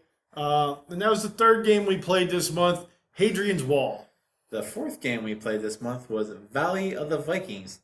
The category is children's and dexterity, the mechanics, rolling and worker placement. Yeah, Valley of the Vikings was a nifty little game. I believe it was a Haba game. It's a Haba game. Tim didn't put down who made these games. You have your phone in front of you. But I believe Valley of Vikings was a yellow box Haba game for kids. Yeah. You set up barrels in the middle of the board. Yep. And you have ships in your color. And even if you don't have 4 players, you play with all 4 ships. Correct. Because the goal is at the end of the game to have the most money. Yes. And you get coins by knocking over, I believe, is it a certain number of barrels? No, however many barrels you knock over is how many you can move on the board. And then each section of the board has what thing you can do. Take 2 coins, or get a coin from everybody, or you have to give away a coin. Yeah, oh, that's right. And then you knock barrels over, and then you move your little pirate. Yeah. And where Viking. Yeah, you're Viking. Yeah. This game about Vikings is all about pirates. Pirate Vikings. Or Viking pirates. It's completely different. Yeah, when you land on, take 2 coins or give 2 coins, or you have to do that. So, and did you win this, or did one of the dummy players win? I think one of the dummy players won. Because they kept getting get 1 coin from everybody. Yeah, and one was you get half of somebody's or whatever. Yeah. Because the dummy players just moved to the next available spot. Yeah, but as a kids game, I thought it was a fun kids game. Yeah. I'll never say a kids game's not fun. Yeah, it holds my attention. Rules are always easy. I mean, I don't know. Maybe there's some bad kids games we played. Spotted. It's not terrible. No, it's easy. Is it a kids game? Be an adult. Any game can be a kids game or an adult game. If you were to ask somebody, are board games for kids, they would probably say yes. And then I would sit them down to the game of I mean, Kingdom Death Monster could be a kids game, like Cade or what's Rising Sun. Kids can play. Yeah, I guess. And adults can play Valley of the Vikings. Yeah. Where are those 5-year-olds playing? They're playing the game Abyss. Where are we playing? We're playing Don't Break the Ice. Or Monza. Yeah. That's a good kids game. It is. We do enjoy kids games because at our age they're mindless, fun, and we tend to do well. Yeah, which I'd hope we would. In all fairness, on our list we do have a kids game that we played this month, which I will badmouth later. Okay. I will badmouth incredibly well. Well, that's not the next one. The next game we played this month was The Mind. The categories of The Mind is card game, number game, and the mechanics. Communication limits, and cooperative. So we now played The Mind, and we played the game. Yes. And I don't really see a difference. I know there is a little. Yeah, there's a little bit of difference. Do I care about those differences? Not really. No. I think it's an okay game. As a 2-player game, it's okay. I just don't think it's a game. It's just you sitting there staring at the person. It is true. We never did very well. Mainly because when Tim stares, he gets a funny look on his face, and I don't know if he's wanting me to go or if he should go. I'm playing with the people that are watching this. Yeah. And they should probably go because I don't have any cards in my hand. So I think the farthest we got was the 3rd level. Yeah. We did not do well. And when we played the game a long time ago, we did pretty decent with that. We did okay. I think we beat it once. Yeah. But the Mind, it's a very popular game. It's a hit. I'm sure most people have played it by now. Again, it's a game we're late to the party on. Yeah. Though it's not a party game. It's just you sitting there staring at your friends going like, come on now. But you can't say come on now. Yeah, it's just you sitting there. You know. And I guess even though Tim and I live together as brothers, we don't have that mental connection. Well, a couple times we had cards that were just one thing different. Yeah, I have like an 85 in my hand. You have like an 86. I'm like, okay, Doug should probably play next because I know he's probably going to have something. Yeah, that's what hindered us is, we did have some very close cards. But again, the Mind in the right group setting, it's a good game. I know it's won awards. But we'll finish up with our sixth and last game here, which was by far Tim's favorite game of the month. The last game we played this month was Last Mouth Lost. Categories Abstract Strategy, Children's, Mechanics. This one's important. Listed are none. There are no mechanics to this game. So the reason Tim beat me every time we played this was it's abstract strategy. I am terrible at abstract strategy. I don't think I've ever won an abstract strategy game, like ever.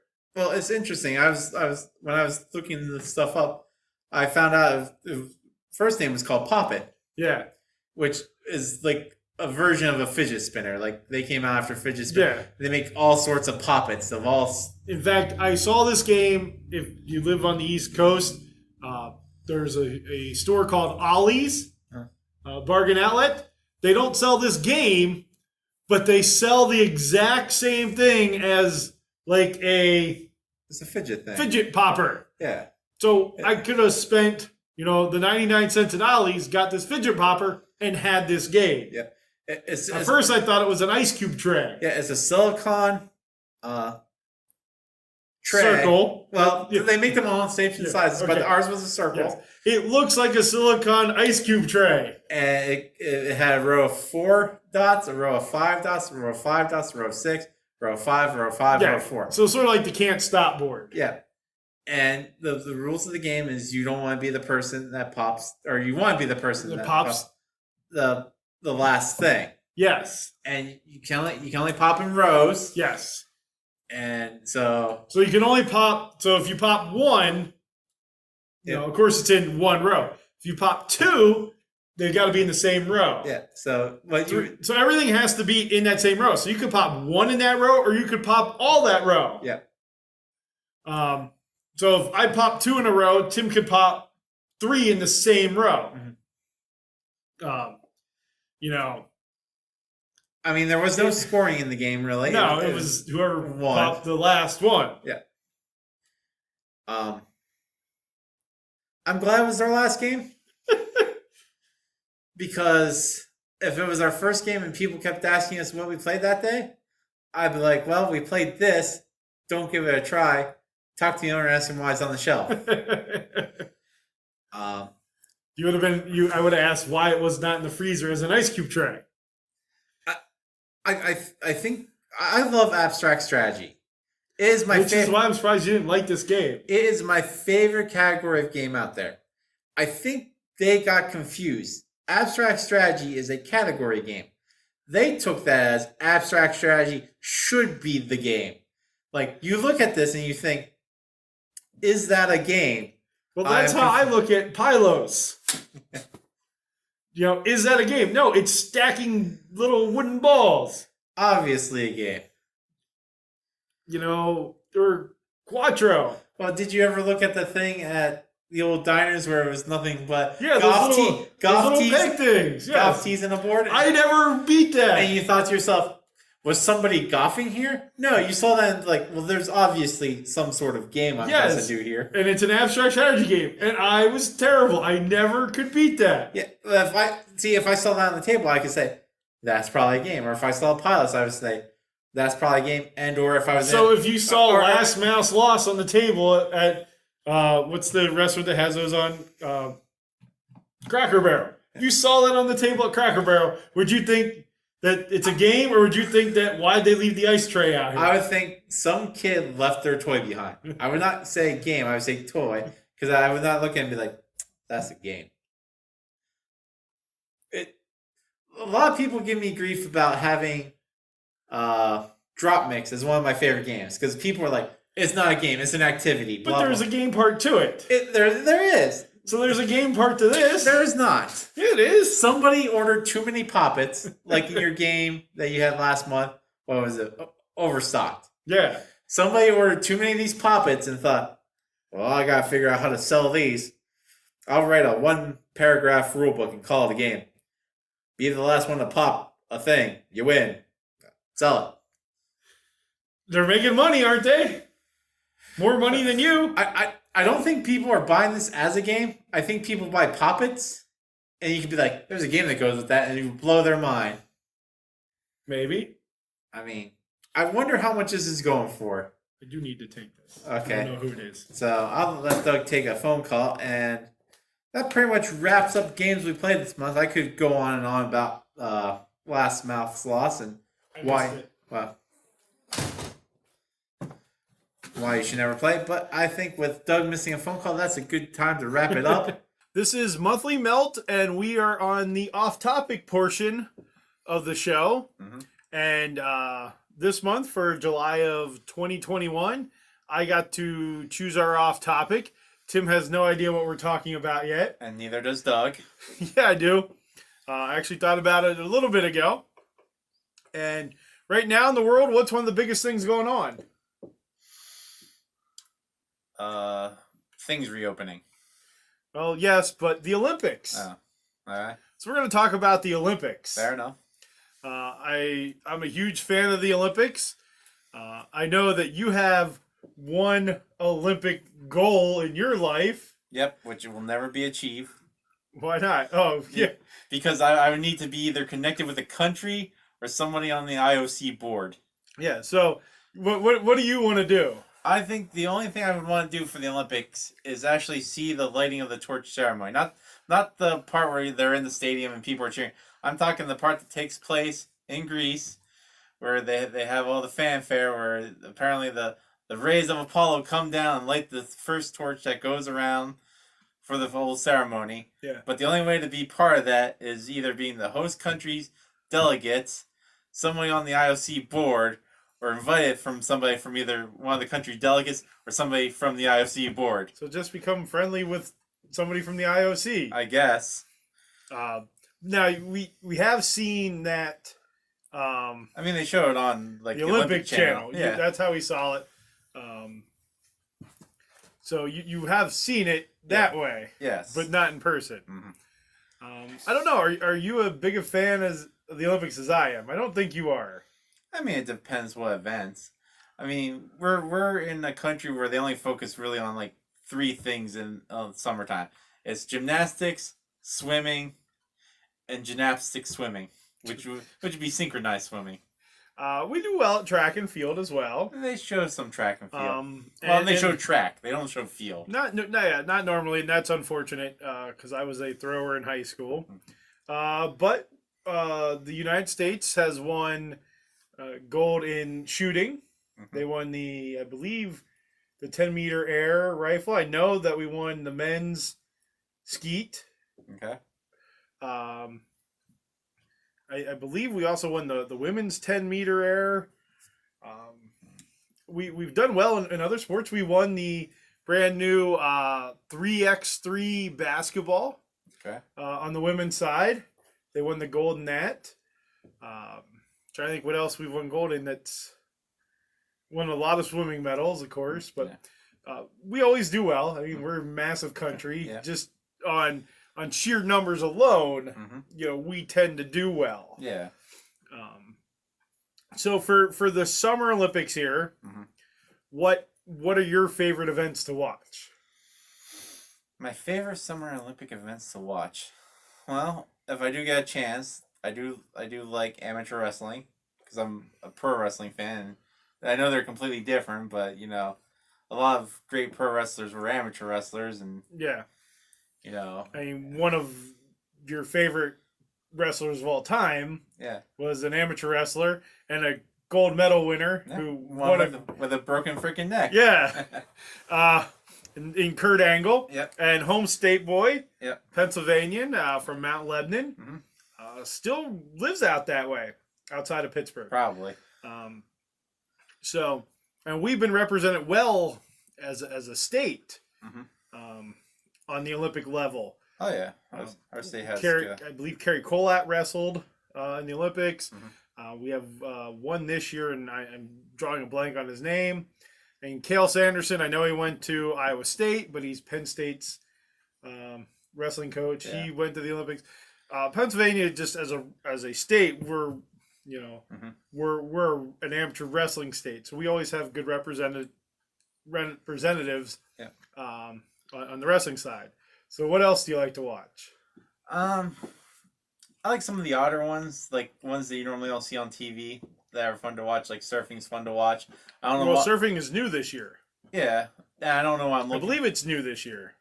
You know, I'm not. I don't know why I know skateboarding's new. Yeah. Skateboarding's new and BMX biking is new. You know, because they're slowly bringing the Winter X Games. Yeah, they're bringing the X Yeah. Games to the Olympics, which I guess sort of makes sense. Yeah. Those are the sports that are hot right now. And you know, I'll watch them, and I don't know the scoring to them at all. I'm like, oh, the person didn't like wipe out, so that's good enough for me. Yeah, in my I head. watched a little bit of the BMX bike racing, and I didn't quite understand. I guess where you finish is so if you finish first, it's 1 point. If you finish fifth, it's 5 points. So, you know, It's like golf. You want the lowest amount. You want the lowest amount of points to move on. Is golf still an Olympic sport Yes, this year? Okay. That started in Rio. Yeah, I didn't know. And it's going on right now. And it, from what I saw on the leaderboard, about the only name I recognized was Jonathan. Now I'm actually drawing a blank. I don't know who you're talking about. He won a major tournament at one point. Okay. Jonathan Vajegas, I think his name is. Okay. But yeah, it's a lot of people I don't know, which is good. Yeah. A lot of the athletes in the Olympics, you don't know who they are, especially if they're from Other countries. other countries. But you know, if they're part of, you know, rowing or shooting sports or lifting, you know, things like that. You know, the people we seem to know in this country are, you know, some of the track athletes. Well, Swimmers, gymnastics. I think the reason we give so much TV time to swimmers, gymnastic, track people is because they can focus a story on those people because they have multiple events. Like a rowing team, once they're done rowing, like the rower's not going to go into like rowing extreme and rowing this. You know, they have an event and they'll have matches in that event. They have heats, you know, so you can move on. With your swimmers, you know, they have the relay and this race and that race and a team score. Well, same with gymnasts, you know, they have like 6 categories where they can win like 9 medals, where this rower wins 1, but they're excited because that's what they trained for. But you know, the reason I think too we focus on things like gymnastics, swimming, and track is who doesn't love to swim? You know, swimming is something everybody goes out and does. You know, you swim in your backyard pool. Now, gymnastics, not everybody's, you know, running and doing a vault and... Everybody has vaults in their back. And somebody's doing the uneven bars. Offset bars, yeah. You know, but... And you know, those are sports that lend themselves well to good television. Same with track, you know, the 100-meter dash, fastest man and woman in the world. And they're sports that the U.S. has dominated. Yeah, they're not going to focus on sports that we were, like, terrible at. Like, we came in, like, 8th in ping pong. Let's watch the ping pong. Well, it's table tennis. It's ping pong. To people who don't play competitively, it's ping pong. Yeah. So, yeah, for me, it's wrestling. I enjoy watching any of the canoeing, kayaking. That's a lot of fun because I think it would be awesome to have a man-made course like they have. That I could just go down anytime. I actually just like to float down it in a raft. So I enjoy watching those. I enjoy when they put the shooting sports on, the rifle and and skeet shooting. They don't call it skeet shooting. I forget what they actually call it. But the U.S. men, Vinny, and I forget what his last name is, won the gold. I'm going to say it's Vinny Hancock. Sounds good enough to me. Anyways, Hey, you know what the reason those ones could be more popular in America to watch on TV? You were talking about this earlier. Commercials. They lend themselves to good commercial spots. True. Because, they just finished swimming. You have this much time. Go to commercial. Where, in archery, even though there's a built-in break time, they can't figure it out. That's when they take the commercial. So that's one of the things I've had an issue with here is during some of the events, they go to commercials at very weird times. I believe during one of the archery segments, like just as the guy shot it, like went to commercial. You didn't get to see the arrow hit the target. But again, it was a match that didn't involve anybody from the U.S. So, they figure they can go to commercial during times like that. I enjoy handball. Handball's been fun to watch. Handball's I think, a unique sport. We, in the U.S., we don't see handball. And I'm surprised seems like it's a very Norwegian European thing. Because it's just hockey without the ice. Yeah. So it's field hockey to an extent. That's different. That's nowhere near like hockey. And again, field hockey, when that comes on here, Pennsylvania is a big area for field hockey. Especially in the central Pennsylvania area where we live, the U.S. women's team actually the national team trained in our area down outside of Lancaster, Pennsylvania. Because so many girls on the team, or so many women on the team, were from this area. Yeah. So that's been big. I'm trying to think, is the cycling where they're on a track, is that winter or summer? That's summer. All cycling is summer. Okay. Yeah, they have road racing, they have the track racing, they now have BMX. So, but now, let's narrow this down. Let's go with just the track and field events. Okay. What's your favorite event? Track and field wise? Probably either be shot put or discus. Okay. Because you were terrible at both in middle school? I was pretty decent at discus. Because I was one of the few people that actually got the thing out right. Where most of the guys didn't. I couldn't do that. I always had to come out the back. Because on our meets, I normally got to throw discus. I never got to throw shot put on our meets. I got to throw javelin. I enjoy any of the throwing events. I like the decathlon where they do all the different events. I think that's fun because you have to be good at so many different ones. Yeah. Or what I call the steeplechase. I don't know what they call it. I forget. Where you run and you hop over the barrier and there's water on the other side and then you got to keep going. Yeah, it's human steeplechase. Yeah. I enjoy that field.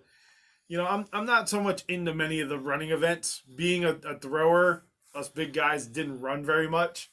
Well, they all look the same. Like swimming to me. You're just going back and forth. Well, in the running case, they just go forward. Yeah, never seen a runner go back and forth. I mean, that was called the shuttle run. I mean, I don't know why they don't have it. If they have it in the pool, they should do that for running too. It's the men's 4. So the 100 meter, they run 50 meters, turn around, run back. It's the 100 meter 4x1 or whatever it is for swimming. But you meet the guy on the other side and they still run the other way. Yep. I guess that would be interesting. I'd watch that. I do enjoy watching like the 4x1, things like that because of the handoffs and things like that. And I did track in high school. Well, I was a thrower. So I enjoy all that. I wouldn't mind watching equestrian, but it's never on TV. Yeah, they show highlights of equestrian. It's about it. Because shouldn't the horse also get a medal? That horse is really the star of the team. Maybe gets golden oats. Maybe. Is there such a thing? Like gold oats? Yeah. Not really. Well, maybe get the fancy oats. It should get one of those things that they put over the horses at races. Yeah, maybe they do. But just in gold. Yeah. And silver and bronze. Maybe they do. Because it's never like, oh, so and so won the equestrian plus like Buttercup. Well, the thing is, there's a couple different things in equestrian too. There's not just because there's the jumping one, Yeah. and there's But all the equestrian things also involve a horse. yeah. It's not like the non-equestrian segment of Equestria. A water polo is fun to watch too. I like water polo. I used to like badminton until a scandal from last year. What? Last year? Or, well, the last Olympics. Where, teams were purposely failing to get into the other bracket to give themselves a better chance. That happens in every sport. Oh, I know the Olympics are riddled with controversy, constantly. But, between that and, Russians' doping scandal. Yeah. So we were talking earlier, about surfing being a new sport. And it was on the other day.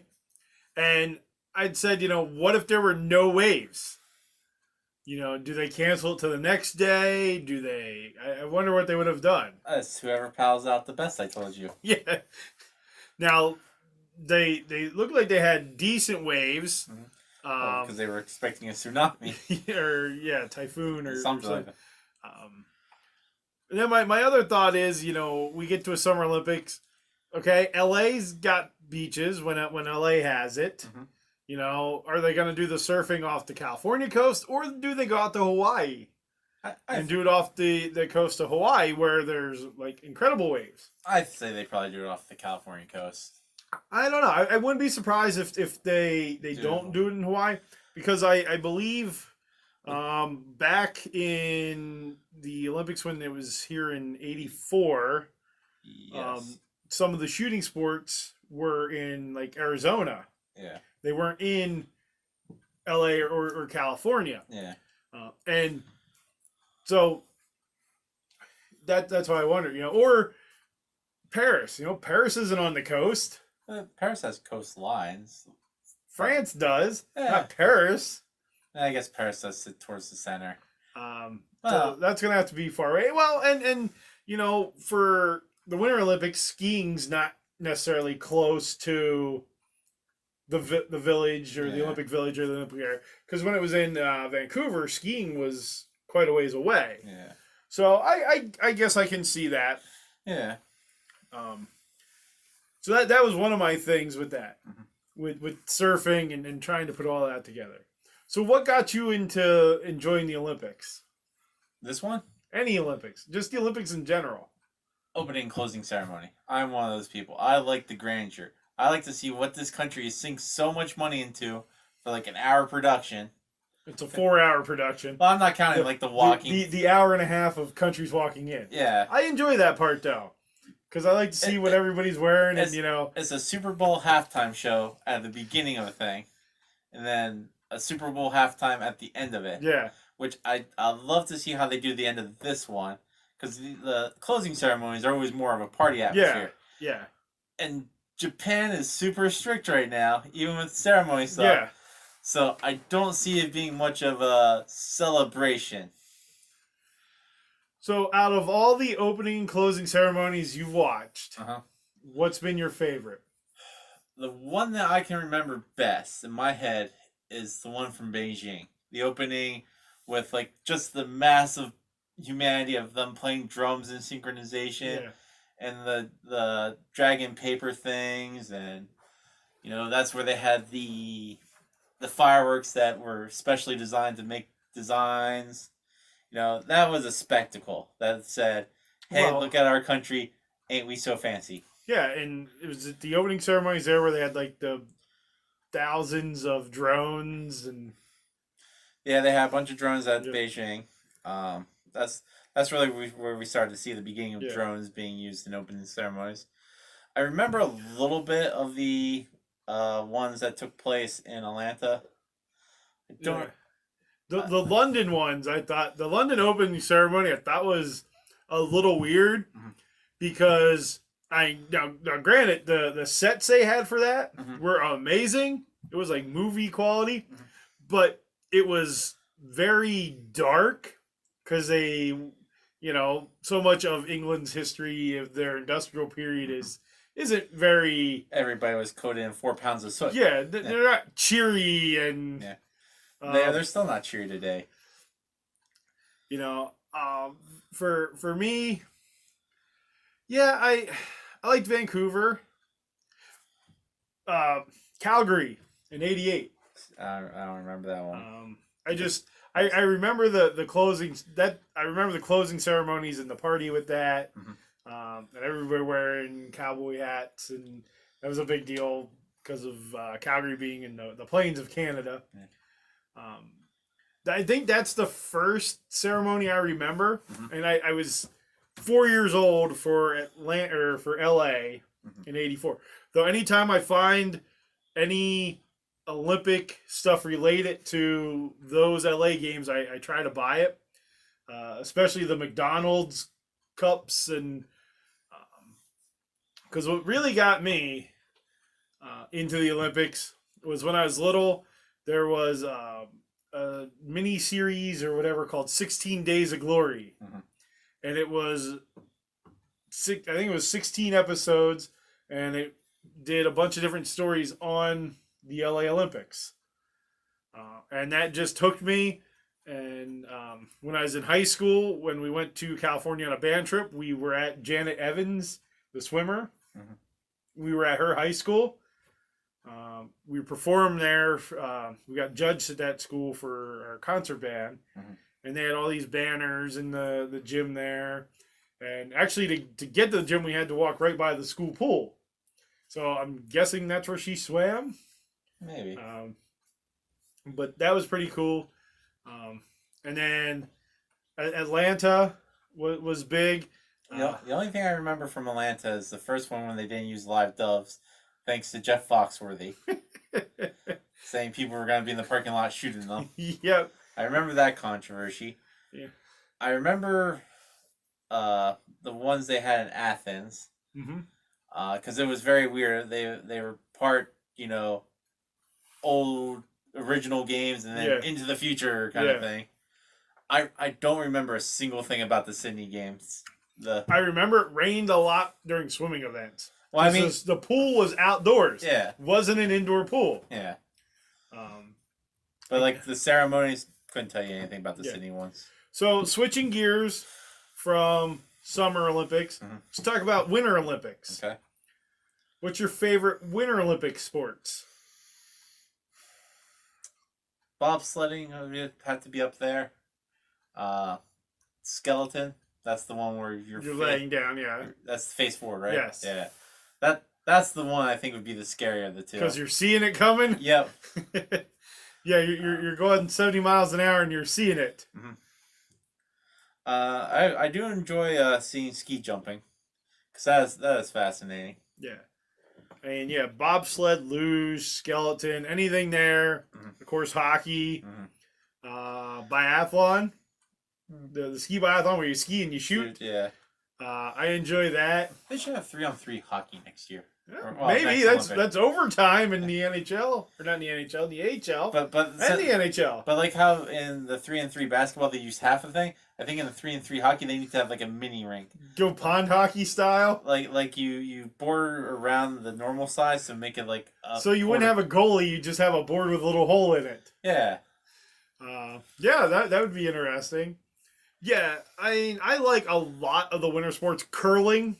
Curling has really taken off in the U.S. Yep. Thanks to the Olympics, and because the American curlers have done well lately. Yep, that always helps. When we do well in a sport, it helps take off. It's not real big in Pennsylvania. I believe we may have one curling place in the state, and it's down outside of Philadelphia. We did have a curling club in Hershey. Yeah, at one point. Way back when. Not any time here recently. I'd love to give curling a shot. But looking at that, so what's one of your favorite memories of the Winter Olympics?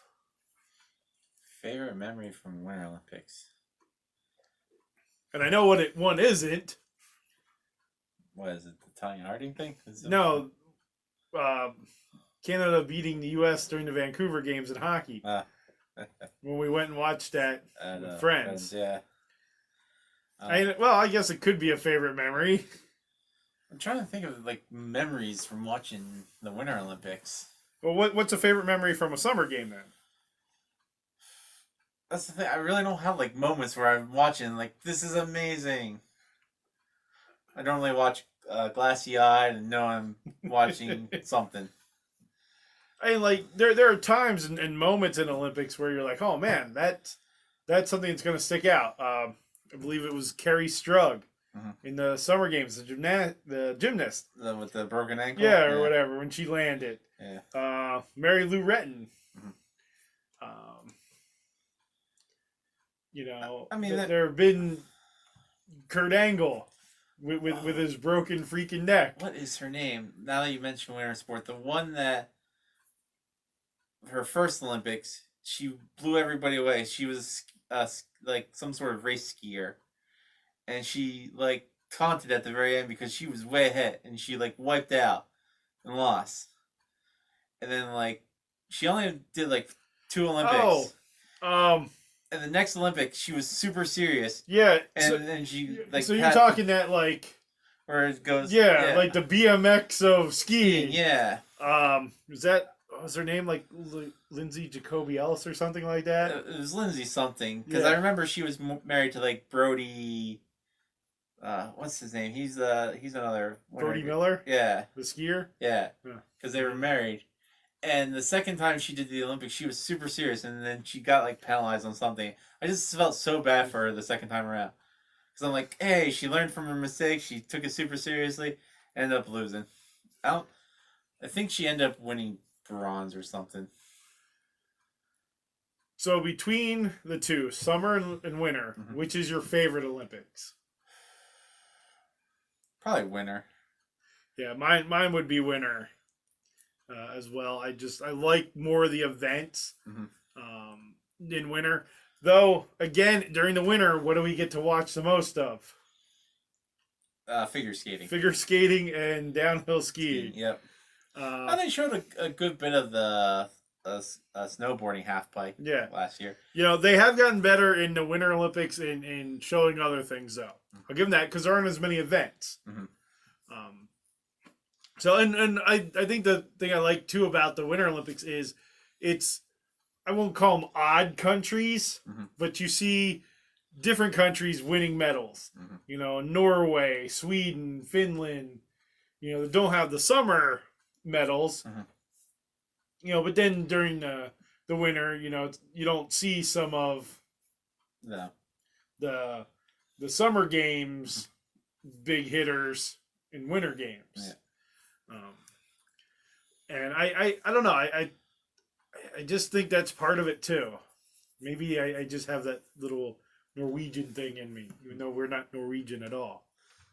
I think the fact that you also get to learn what countries are still around when the Olympics come around. Yeah. Like, that's no longer a country kind of thing. Like, I just learned in this one, Swaziland no longer exists. Well, it's been they rebranded their country. It's now it goes under a different name. Yeah, I didn't know that. Was it Chinese Taipei? It's Taiwan. Is or no? Is it? Yeah, it's Taiwan, but they have to go by Chinese Taipei. Yeah. And the other cool thing with the Olympics, I think, is when athletes from smaller countries win medals. Oh yeah.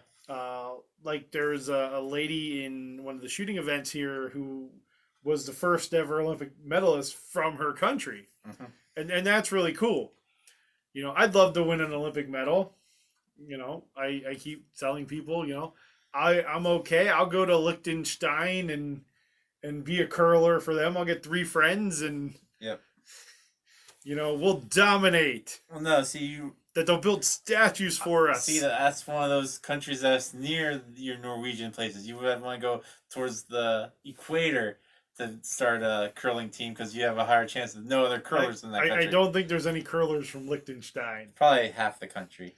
9/10 of them. And who doesn't want to go to the Olympics for Liechtenstein? Yeah. I mean, Jamaica had a bobsled team. I guess you could be See, you could get dual citizenship with Jamaica and become a curling team. You might have a movie. Yeah. It'll be the second falling of Cool Runnings. Called Cool Slidings. Yeah. There you go. There you go. Whoever wants to make a movie about a curling team from Jamaica and call it Cool Slidings. Yep. So, do you have a favorite Summer Olympic athlete?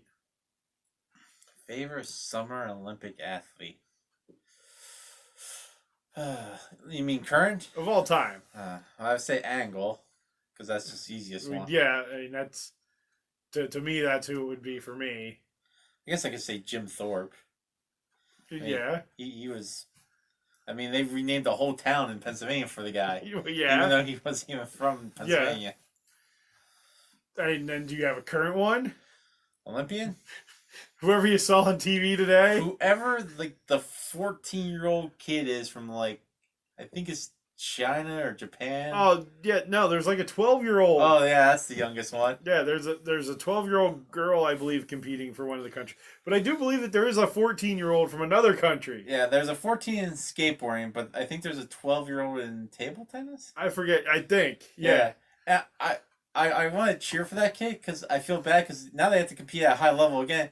Because if you're one and done with the Olympics at 12-year-old, you peaked very early in your life. Well, look at tennis though, and look at golf. Mm-hmm. You know, when you get to the women's side of things, Mhm.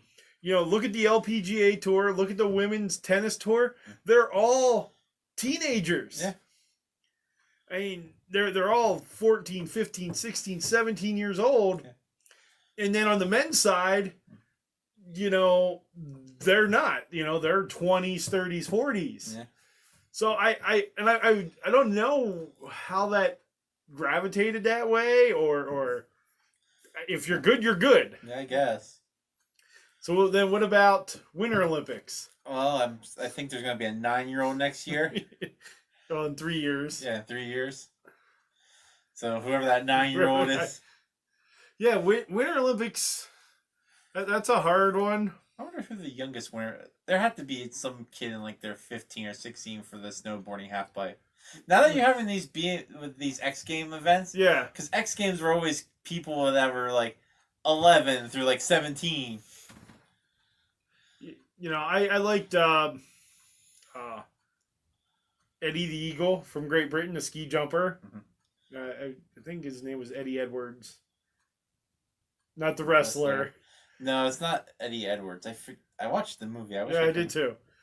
If you remember his name, stick it in the comments. Yeah. You know, him and Oh, I wish I could remember the one lady. like John Schuster, Yeah. the curling captain who won the gold medal. There's a female athlete. I can't remember her name. She's either from America or Canada, but she's been to 9 Olympics because she does both summer and Olympic. She does summer and Olympics. or summer and winter. Because summer, I know she does the indoor cycling where they're on the track. Yeah. In the winter, she does. What does she do in the winter? It's another solo winter sport. Cross country skiing. Maybe. One of those. Yeah, probably. So, I'll have to look her up, but that has to be pretty impressive if you're constantly, working on 2 different sports to keep up with the high-end world of the Olympics. Yeah, I mean, the Olympics are one of those things where a lot of people are one and done, Mhm. And then you do get those people that are Mhm. 4 Olympics or 3 Olympics, and we have had so many great athletes that aren't in major sports. You look at somebody like Greg Louganis, who's a diver, Yeah. became a household name, but diving isn't an event that you watch every day on TV. So somebody like that, in a sport that doesn't carry on, like, and where something like figure skating, a lot of those folks go to Stars on Ice and things like that. Mhm. And that's where they go in between Olympics. Yeah. Because I've seen many of them when they came through town here. So, you have those weird sports. Well, they also have the non-Olympics. Like, I'm assuming these people see each other throughout the Well, year. yeah, I mean, there's Powerlifting world championships yeah. and all sorts of stuff. I mean, the Olympics is The just Pan Am games, Yeah. and so yeah, this isn't a once every 4 years. That's all you're doing. Yeah. But so I was gonna ask you your favorite Olympic athlete from Pennsylvania, but I guess it'd be Kurt Angle. Yeah, see? This makes my job a whole lot easier. He should have also been a part of the Winter Olympics. So he could just be everything. Yep. I mean, well, what do you think he would have did in the Winter Olympics? See, I think wrestling should be a Winter Olympic sports because that's normally when it takes place amateur-wise anyways, Well, is during the winter seasons. yeah, but when you get out into the after college and stuff, it's not. It's a year-round thing. Yeah. And a lot of the championship stuff does take place during the summer. So if you could put him in any winter event. Any winter event. Trying to think what would be a good skill set to switch that over to. I would say I'd probably go best with the downhill slalom. Yep. Not a lot of leg strength in wrestling because all you do is run. So keeping your knees together, going back and forth on the things. I think he'd do better in like bobsled. Yeah. 2-man. No, I think you'd have to stick him in 4-man because he'd just have to be one of the pushers that rides in the middle. Yeah. Ducks their head. Because the front guy steers, the back guy brakes. Holds on. Yeah. Is The other three guy they just hold on. I thought the back guy did something. Nope. The front guy does it all. So why is there no 1-man bobsled then? Well, it's called luge. No, but I mean that they're actually in the sled. I don't. Well, you need the second guy to help push. Yeah. And those things are tiny. I sat in one once at the Pittsburgh Science Center. I could get in, but I couldn't hardly get my shoulders up. I couldn't get my shoulders up through, so I had to lay down and wiggle my way out the back. Sort of like when I got in the Indy car. I couldn't get out. I got a feeling it'd be real boring to be a bobsledder now. Why? If you're not the front guy, all you're really doing is keeping your head down so you're not seeing anything. Yeah. And you gotta know when to move your head to keep in line. So there, your whole Olympics is nothing but darkness going. No, Silver! You gotta push. Well, besides. You gotta hop in. Okay, so after those two things. I mean, if you're pushing and you don't hop in, Yeah. like if you fall Yeah. and like don't get in the sled, well, for one, I'm guessing you're disqualified. Yeah, the run would be not. But two, you'd be remembered forever as the guy that, isn't good enough to hop in the sled. Well, if you didn't hop in, you missed. I don't think that'd be as much remembered as if you were the back guy and you were holding on and the thing was going. that they would remember you. That would be the best thing. Yeah, not for that guy. Well, I'm sure he'd let go. No, not if he's determined to still will himself in. Yeah, that would be interesting. At that point, that's a combination bobsled skeleton. Yeah. But yeah, the Olympics is a great thing. Brings people from around the world together. All these athletes, they get to know each other, and a lot of them train together. So it's enjoyable to watch. I know I have friends that aren't sports people, but they'll watch the Olympics and they love it. Well, it also dominates most of the TV forever, whatever network has it. Well, it's NBC. Well, I mean, each Olympics is probably different. No, I think they've had for the past couple of years. Yeah, because it's on like eight of their channels. It's only on 3, which is weird. No, it's on 4 because it's on NBC, USA, MSNBC, which is going away at the end of the year, and CNBC. I thought it was on a couple of the other. And then it's on the Olympic Network. Yeah. And I guess it's on Peacock. Yeah. Which you have, but I don't. Yeah. So, and maybe that'll be an off-topic, streaming services and everything later. But so that's the Olympics. That was off topics. This is the Olympics. There is no. It's the Olympics of off-topics. There you go.